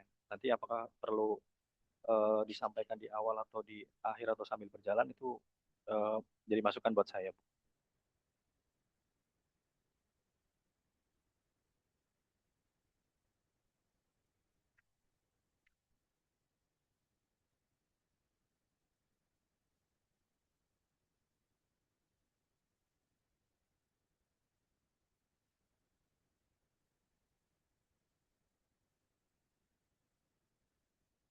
Terkait status eh, stres sebelumnya yang dinilai, apakah sudah ada dilakukan penelitian sebelumnya atau sebelumnya sudah dilakukan uji terlebih Bukan, dahulu bukan. terhadap skor stresnya, begitu, Bu? Bukan. Saya share aja ya. Ini di kriteria inklusinya, ini salah satunya memiliki skor stres sedang sampai berat. Kan? Berarti yang masuk ke dalam sampel atau responden adalah pasien yang skor stresnya sedang sampai berat. Berarti kan di awal harus multi screening dulu kan. Iya, Bu. Jadi yang ringan-ringan nggak masuk kan, karena dia nggak masuk inklusi. Kira-kira banyak nggak yang memiliki pasien ODIP yang memiliki stres sedang sampai berat ini? Ya, Mungkin sebelum terus ke sana Bu Angri, hmm, Mufti harus bisa jawab dulu kenapa ngambil orang yang stres. Mau nggak stres nggak boleh ikutan main. hmm, Kenapa harus ngambil orang stres? Rasanya kita nggak bahas itu deh. Ya, Bu, karena kan memang sebelumnya variabel kita kan tentang meneliti stres, Bu. Jadi untuk itu dibuatlah kriteria inklusi yang itu Memang nggak boleh dengan ikutan skor. stres ringan nggak boleh. Nah, Em, stresnya jadi nol bisa kan? kalau dari nol, Stres ringan jadi nol. i- iya, Nggak Bu. boleh ya. Harus berat dulu. Kalau dari penelitian sebelumnya ini, Bu, yang ringannya Sebenarnya balik lagi Mufti Hmm, itu mau penelitian mau evidence base ya penelitian sebelumnya. iya, Bu.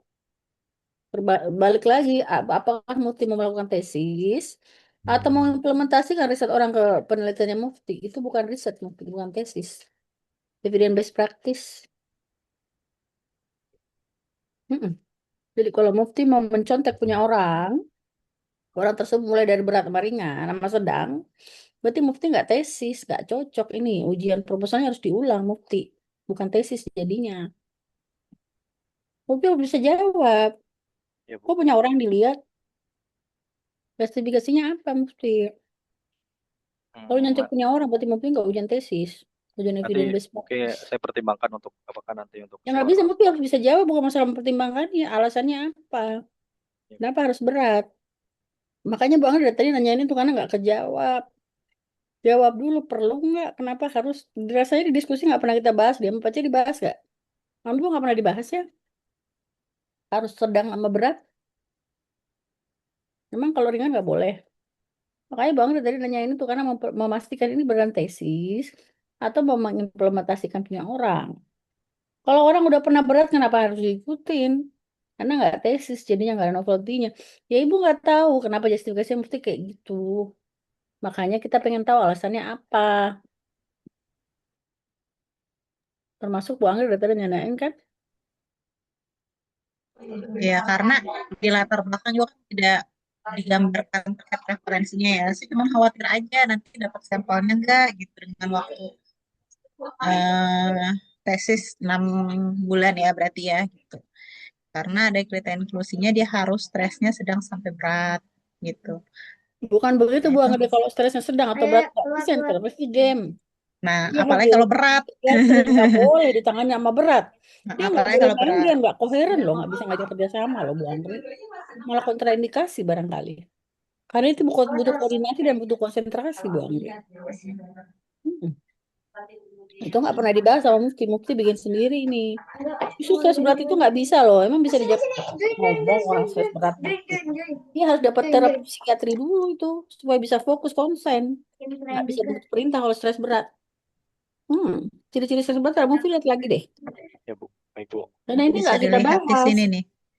Di apa? Di instrumennya Ya, nanti kalau saya dilihat sih lagi. Cirebon mah nggak bisa itu. Tapi terserah apa kayaknya Mufti bikin sendiri deh ini informasinya. Tunggu situ, tunggu situ, tunggu situ, tunggu situ.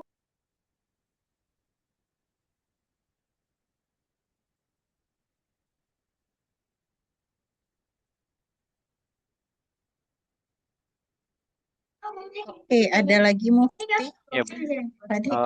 Nanti untuk apakah nanti untuk skor stres yang ringan boleh ikut atau tidak, saya coba cari yang penelitian lagi Bu.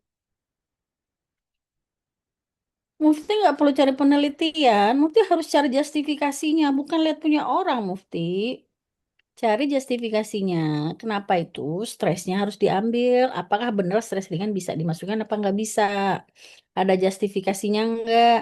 Stres sedang boleh nggak? Kalau berat boleh nggak? Justru berat itu agak sulit, nggak bisa kooperatif, nggak bisa ngikutin perintah, dan harus fokus sampai selesai. Bangga pada drop out kalau stres berat. Dan game ini tidak memperbaiki kualitas hidup mereka yang stres berat, Mufti.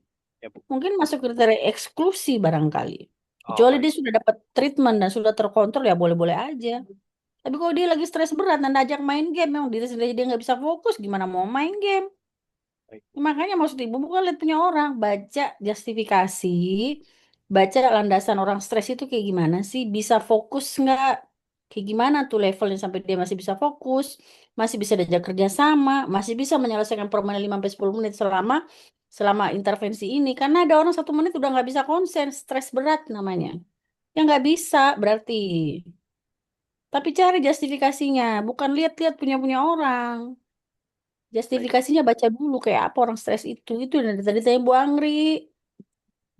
Cari dulu ya. Baik Bu, nanti saya cari gapnya sama juga justifikasinya Bu.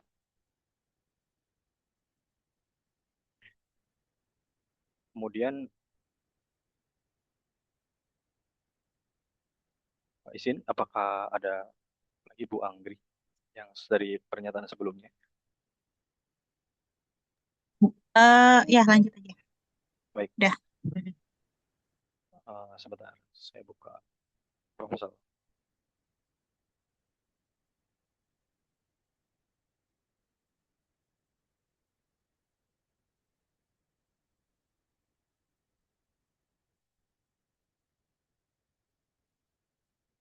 Baik, untuk terkait efek size 0,81 dari mana? Ini dari penelitian sebelumnya diperoleh selisih rata minimal. Sudah saya tuliskan juga dari penelitian Minian et al. 2022 yang bermakna jadi 5 poin dibagi simpangan baku 6,2. Kemudian variasi skor sejalan dengan penelitian dari Minian, hasilnya pada G-Power menunjukkan minimal 26 responden diperlukan untuk setiap kelompok jumlah sampelnya menjadi 20% per kelompok setelah dilakukan estimasi dropout 10%. Terlampir di eh, gambar 3.3 penghitungan G-powernya, Bu. Jadi saya masukin semua angka-angkanya di situ, nanti akan muncul eh, sampel eh, yang sampel per kelompoknya.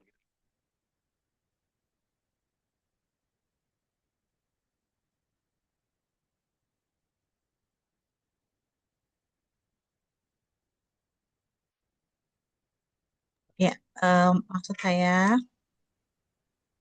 gini, itu 0,81 tuh dari penelitiannya sebelumnya Anda hitung, atau 0,81 ada justifikasinya, itu efek sampling ringan, sedang, apa namanya, efek sampling yang besar gitu ya. Itu dari mana gitu dapat 0,81? Oh, baik. Jadi kalau secara perhitungannya itu dari perhitungan Cohen, Bu. Jadi rata yang diharapkan dibagi simpangan baku.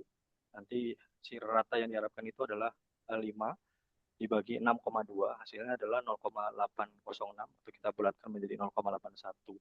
0,81 itulah yang muncul eh, yang di efek size itu, Bu. Jadi rata minimal itu dari Rata minimal, penelitian sebelumnya. ya betul, Bu. Dari Oke. Cohen's. Dari Cohen atau dari penelitian sebelumnya? Dari perhitungannya pakai Cohen's, komponen dari rata diharapkannya dari penelitian sebelumnya, Bu. Oke, ya.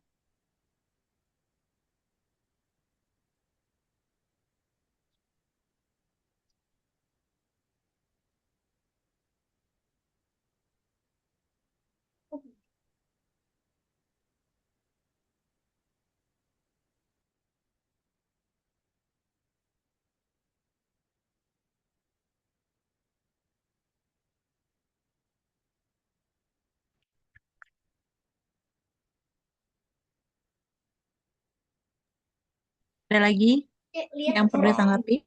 aku gitu ke kamu. Ini.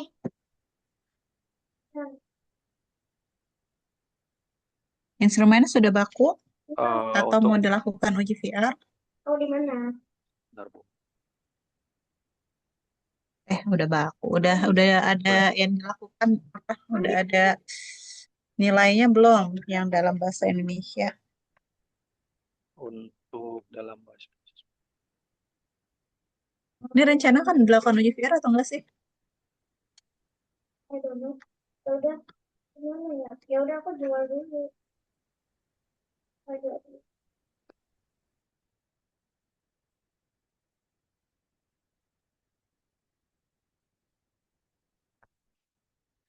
baik, Bu, terkait uji validitas dan reliabilitas itu yang pada instrumen ini sebenarnya untuk di versi bahasa Indonesia itu sudah ada, Bu.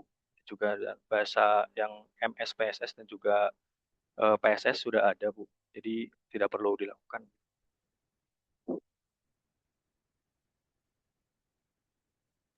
Tidak dilakukan. Lihat di sel. Yang pertama datang. Ya dilakukan ya, Nurse Mufti. Berarti ini perlu cek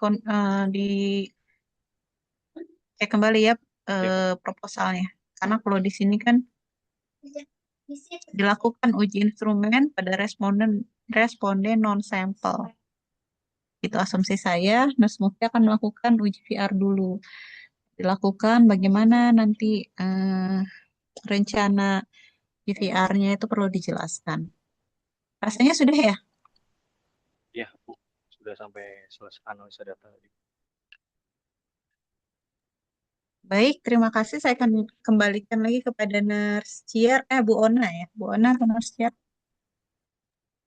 Ya, udah silakan Pak Ciar. Masih ada nggak Pak Ciar? Oh, Baik, ada. Ya.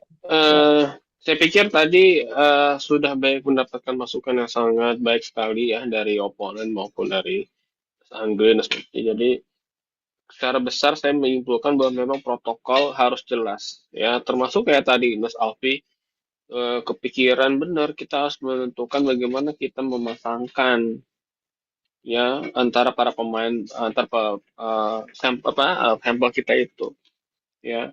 Terus juga tadi kemungkinan besar dari kriteria inklusi ya. Tadi poin besarnya dari kita memilih pasien itu yang stres sedang sampai berat ya. Apakah memang kita harus mengambil sampel dengan seketat itu kriteria inklusinya gitu. Karena memang sebenarnya sekalipun kita mengambil sampel yang stres ringan, nanti kita bisa hanya cukup melihat dari perubahan nilai skor dari instrumen tadi. Gitu. Sekalipun kalau kita dari sampel ring. Tadi kekhawatiran Mas Angri kan memang sebetulnya adalah lebih ke arah berapa besar sampel yang kemungkinan kita dapat. Kalau semakin ketat kriteria inklusinya agak semakin sulit nantinya ke aplikasinya. Ya, tadi juga terima kasih Nas. Oponen juga tadi aku kalau banyak kasih masukan terhadap penulisannya. Eh, Tolong pastikan lagi confounding faktor. Pahami lagi Nas Mufti ya. Mas Mufti harus paham betul konsep variable confounding dengan variable dependent dan independent supaya nanti secara konsep itu benar-benar yang memang yang Mufti ukur sesuai gitu yang dengan sesuai dengan esensi bahwa ini adalah pasien HIV, kebutuhan utama ini apa kalau kita ingin ukur confounding tersebut. Mungkin saya pikir itu kan tadi sudah banyak Bu Ona ya. Silakan saya balikan ke Bu Ona. Terima kasih. Ya udah, suaranya Mufti juga memang kecil ya, kita nggak begitu denger ya. Mufti ini udah banyak masukan. Paling banyak adalah prosedur Mufti. Ya kan? Ya, Bu. Bagaimana cara pemilihan sampel, terus kemudian bagaimana memilih orang ini. Nanti cara rekrutmennya gimana caranya Mufti? Jelas nggak? Cara ngambil ngajak orang ini ikutan gimana caranya itu Mufti? Nanti saya koordinasi dengan LSM begitu, Bu. Jadi nanti saya koordinasi dengan LSM Emang di mana rencana ngambil datang di puskesmas? Di sini ditulis nggak di PPT-nya? Rencana pemilihan datanya di mana? di RSUD Matraman, Puskesmas Matraman, dan juga klinik, Bu. Ya berarti nggak sama LSM dong, kerja sama ke rumah sakit emang sama Karena, LSM. wah, maksud saya karena ini si LSM ini mau memegang tempat tersebut gitu, Bu. Jadi Di rumah saya sakit nggak pakai uang rumah sakit Mufti. karena di rumah sakit itu terlalu sedikit gitu, Bu. Jadi Ya kita makanya balik lagi Mufti.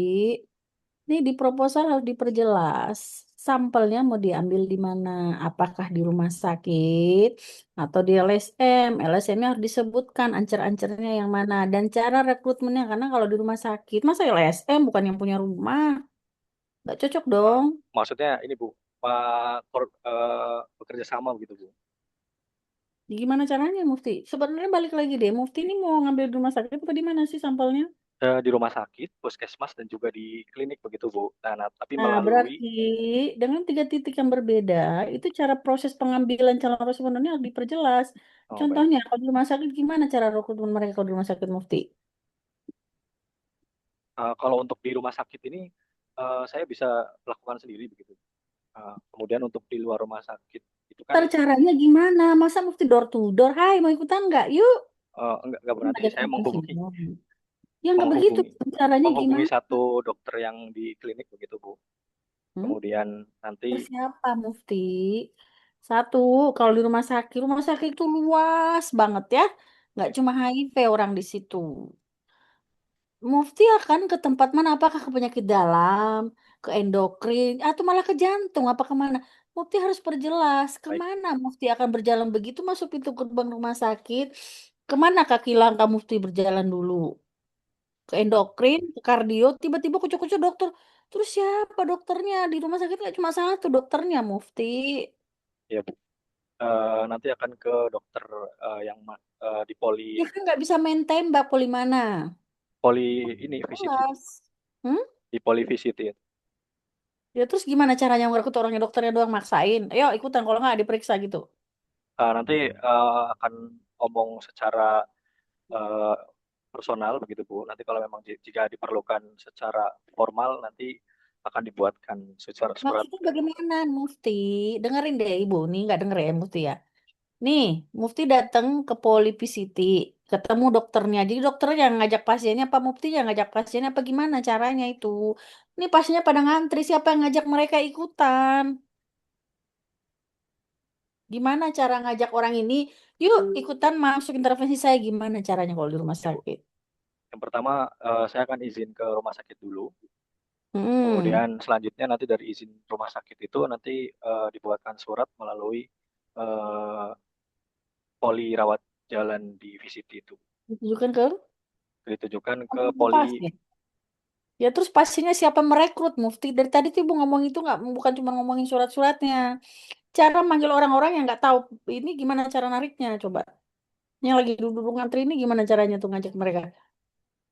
Ini bro, jadi nanti setelah dari surat itu, surat izin itu, kemudian kita sampaikan ke dokter yang di VCT itu, kemudian Hmm. dari perawat poli VCT itu atau si konselor VCT-nya itu sendiri nanti akan memberikan edukasi Bu melalui si konselor itu. Nanti akan ada eh, penelitian seperti ini dan akan dilakukan tindakan Jadi seperti bukan ini Bu. dokternya, perawatnya, Nanti bukan. dari dokter atau si konselornya begitu. Iya, Kalau di kapan mereka ngasih tahu? pada saat di Poli Rajal itu Bu, Di poli itu banyak, ada poli ngambil obat, ada poli mau konsul. Kalau dia nggak masuk konsul, cuma ngambil obat. nanti akan dihubungi melalui di mereka tuh ada grupnya begitu Bu, di grup WhatsApp itu. Jadi nanti akan diumumkan lewat situ Bu. Ya, terus cara screening yang stres itu gimana? Siapa yang Nanti screening itu? akan datang, misalkan nanti akan ada edukasi terkait eh, kesehatan di rumah sakit ini pada tanggal sekian gitu kan. Untuk datang tanggal sekian. Jadi pasiennya disuruh datang demi Mufti. Boleh, itu jadi coercion loh, Mufti. Maksa. Maksa itu. Demi Mufti dia datang loh. Kecuali Mufti ngasih duit, transport dibayarin nggak? Sama Ya waktu Bu. dikasihnya. Nggak boleh loh pasien datang demi Mufti doang. Nanti diperjelas lagi deh, karena kalau mau ngambil rumah sakit, berarti orang-orang yang lagi nunggu itu, gimana cara nariknya? Kan nggak mungkin Mufti yang nyolek, ikutan dong mau nggak? Ya, apa kayak gitu? Ibu nggak tahu, bisa jadi ya, bisa jadi tidak. Kalau Mufti orang sana sih cuek aja ya. Kalau Mufti orang rumah sakit, ngelayanin pasien, ya sambil berdiri sambil ngecek bisa aja Mufti ngajak mau ikutan nggak Bu? Nah, berarti kan Mufti dokumen langsung. Atau pakai perawat tadi, tapi cuma perawatnya dipanggil, sudah WA dikasih tahu, itu coercion namanya, maksain demi Mufti. Etiknya nggak lolos itu kalau kayak gitu, nggak boleh itu maksa. Jadi pasien itu harus datang, dikasih tahu ini loh, pemerintah mau ikut apa enggak ya terserah dia. Nah itu boleh. Tapi kalau manggil, bela-belain demi Mufti, ya bisa aja sih dia datang, tapi dapat transport nggak? Karena Jadi jangan seperti sampai waktu sama ininya diambil, tapi Mufti nggak ngasih apa-apa, kasihan dia. Itu namanya maksain. baik Bu. Itu satu rumah sakit. Terus kalau dia di yayasan, cara rekrutmen orang-orang itu gimana? Misalnya udah ngubungin ketuanya, terus bagaimana mereka mengarrange orang tadi ini yang banyak ini bisa masuk Kementerian Mufti, harus ada protapnya, cara merekrut orang dan nggak boleh coercion itu namanya, emang nggak boleh maksa. Apalagi kalau dokternya udah diedukasi terus di penkes, tapi kalau dia nggak mau nggak enak dong, karena kan habis di penkes kalau nggak dikasih nanti dia nggak dilayanin, nggak mau, ayo udah ya apa kata dokter yang perawatnya, jadi itu namanya coercion juga, maksa. Jadi mestinya biar sesudah pelayanan atau sebelum pelayanan nggak masalah sih. Cuman nggak bisa dibarengin sama pelayanan. Jangan sampai kalau saya nggak ngikut, nanti dokternya nggak mau ngasih saya obat. Nah itu namanya maksa itu. Itu yang maksud nanti gimana cara Mufti nambil orang-orang ini. Terus yang kedua, kalau Mufti narik sendiri, apa Mufti kerja di situ? Kalau Mufti kerja di situ boleh. Tapi kalau Mufti nggak tahu siapa A, B, dan C, wah belum tentu pastinya mau, pada kabur kali. Siapa ya? Oh, tiba-tiba ada nongol gitu. Mufti harus tuliskan di situ ya. Baik Bu. Baik, nanti Karena kan saya ini tadi tuliskan. nggak jelas, nggak pakai yayasan, pakai apa? Boleh aja pakai, nggak masalah. Tapi diperjelas. Dokumennya siapa, dan ingat satu, nggak boleh maksa. Terus nggak dapat Baik. sampel dong kalau kita nggak gitu. Ya memang begitu resikonya. Benar, benar banget. Yang makanya kita kasih iming-iming, iming aja dikasih belum tentu datang. Buktinya, coba tuh tanya Alfi. Satu sampel tempat buang itu cuma dapat 10, kita target 100. Coba bayangin, ya apa boleh buat? Memang pastinya nggak ada buktinya. Mufti juga cuma 10, targetnya lebih 20, 30 atau cuma 10. Terus mau gimana? Pindah saya cari tempat yang lebih banyak. Iya Bu. Itu kenyataannya di penelitian yang realnya, Mufti. Baik Bu, Makanya nanti maksud ibu nggak boleh menggampangkan kayak gitu. Datang aja di situ. Iya kalau orangnya mau, belum tentu mau. Dikasih duit aja belum tentu mau. Nah, Mufti harus jelas. ya Bu. Kalau di sampel ibu kan ibu udah jelas itu. Gimana cara ngambilnya? Pakai si yang mau apa nggak? Kalau mau ayo, kalau nggak mau ya udah. Ya udahnya itu belum tentu mau. Udah apa dia cuma sedikit, nggak sesuai target kan? Ya namanya resiko itu ya Ibu perjelas dan nggak boleh maksa pada saat layanan. Jadi kan nggak enakan tuh. Entah kalau nggak ini, entah perawat sama itu cepet tuh lagi sama saya. Nah, apalagi itu kok namanya tuh maksain. Baik, Bu. Nanti Untuk saya kenyataannya, tulis. karena ibu agak-agak pesimis, Mufti emang bisa ngambil tempatnya Mufti. Kemarin aja cuma dapat ini mendatangkan orang dan minta mereka main 10 sampai 15 menit, bisa nggak? Belum tentu bisa, sedangkan ngisi sundar aja nggak nyampe 10 menit, cuma dapat 10 sampelnya. Khawatirnya nggak nyampe, Mufti nanti extend lagi, kelamaan, cari yang gampang-gampang saja. Jangan cari yang nggak pasti. Ya, Ya, ngisi baik, Bu. instrumen aja kan mereka lama. Ini Mufti ajak loh mereka main. Itu harus dipikir mau aja bisa nggak kenyataannya cuma ngisi semua pada nggak bisa gimana mufti minta mereka harus berdua berpasangan duduk konsentrasi mau nggak tuh ibu khawatir nggak dapat pasien responden deh apalagi minta yang stresnya ringan berat sama itu nggak dapat lagi ntar kapan kelarnya ya terserah mufti sih kalau mau lama juga nggak apa-apa lah tunggu sampai ada gitu Nanti ya saya itu pertimbangkan lagi. dipikirkan mufti ya. Ya, Bu. Terima kasih, Bu. Mm-mm. Ya sudah, ini udah banyak masukannya. Mufti benerin aja dulu deh. Baik, Satu, Bu. selamat hari, lihat koordinasi di tempatnya, di rumah sakitnya sama di yayasan. Ini kira-kira bisa visible dapat sampel berapa nggak? Orang-orangnya pada mau nggak? Tipikal orang juga beda ya, beda tempat, Betul. beda instansi, beda kemauan. Jadi kadang-kadang ada tempat satu kali diajak langsung dapat 50. Ada yang kayak gitu. Ada satu kali diajak pakai nanya-nanya. Ini belum lagi nanya panjang kali lebar. Belum tentu mau, udah nanya lama, nggak jadi lagi. Ada. Ya tinggalin tempatnya kayak gitu, cari lagi yang lain. Itu loh maksud ibu, ya. Jadi Baik, Bu. pastiin kalau pakai puskesmas, apalagi tuh rumah sakit atau yayasan, pastikan sebelum-sebelumnya banyak nggak sampelnya. Kenyataannya adalah banyak sekali mahasiswa yang ekstern gara-gara nggak dapat sampel. Yayasannya sih oke, kok orangnya nggak mau diapain. Nggak mau mereka. Orang HIV itu agak picky ya, nggak kayak orang biasa ya. Mereka itu nggak suka gitu jadi bahan penelitian kadang-kadang. Jadi kalau kita nggak ceras, nggak kenal itu nggak bakalan dapet, nggak masuk. Gitu ya. Mm-mm. Baik. Itu Oke, sih Bu. Mufti, saya Baik, Bu. rasa ya Terima nanti kasih, yang Bu. pacar aja deh. Supaya operasional jelas dan ingat, nggak boleh maksa Mufti ya. Baik, Bu. Nanti saya tulis dan saya pertimbangkan, Bu. Ya udah nanti ini kan udah direkam, saya rasa cukup ya. Pacar ada lagi nggak masukan? Biar Mufti benerin cara ambil sampelnya sama inklusinya mungkin yang harus diperbaiki sama itunya ya. Kriteria permainannya ya. Itu ada webnya nggak jadinya kan yang udah ada ya. Udah Sudah ada, Bu. dikasih link Sudah pakai pihak ketiga. download ya. Tidak perlu download, tapi kalau mau download juga bisa, Bu. Nggak, nanti Mufti mau pakai download pakai HP-nya Mufti atau pakai HP-nya dia apa gimana tuh? Nanti pakai HP-nya masing-masing, Bu. Terus Mufti share ke dia itunya downloadnya Ya, apa link gimana? kita share link roomnya, Bu. Jadi hanya tinggal ngeklik nanti udah langsung masuk ke Ya, tapi gamenya. diperbaiki dulu deh. Apa mau nunggu sampai 10 menit, 15 menit, apa bagaimana gitu. Nanti Oh ya, diperbaiki aja baik. secara Nanti prosedurnya ya. baik Apa saya boleh tulis. ditinggal, biarin aja ntar kalau ada bukti ketiga jadi males gitu mainnya. Baik, Bisa jadi, kita kan nggak tahu ya. Nanti diperbaiki aja dulu masukannya, termasuk nanti rekrutmen. Kalau di puskesmas susah, udah di itu aja, NGO aja. Biasanya NGO cepet kok gitu, kayaknya sih. Tinggal nangkring lurus harinya juga dapet. Gitu ya. baik, Bu. Saya Baik, rasa Bu, nanti cukup, saya Pak Ciar. Ada pertimbangkan. lagi nggak Siap. masukannya Pak Ciar? Iya, Bu, saya sudah catat juga, Bu. Hmm. Ada lagi nggak masuk ke penjelasan sebelum kita tutup ya? Cukup, Bu. Oh ya cukup kayaknya ya. Ya udah silakan live dulu ya. Makasih semuanya ya yang lain ya. Silakan live kita ngomongin nilainya dulu ya. Nanti diperbaiki aja Mufti ya, di luar dulu ya Mufti. Baik, baik. Teman-temannya masih pada di dalam nih. Bu Angel dapat link nilai sama Pak Ciar. Kok saya belum ada ya? Silakan live dulu Mufti ya. Kita mau lihat itunya dulu ya. Mana ya yang link penilaiannya ya? Hmm. Siapa ngirim ya linknya ya?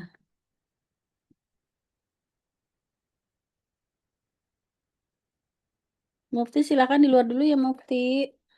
Masuk ke main room dulu. Baik, Bu. Saya Bentar-bentar kita lagi mau lihat nilainya dulu nih. Berapa nih nilainya nih aslinya.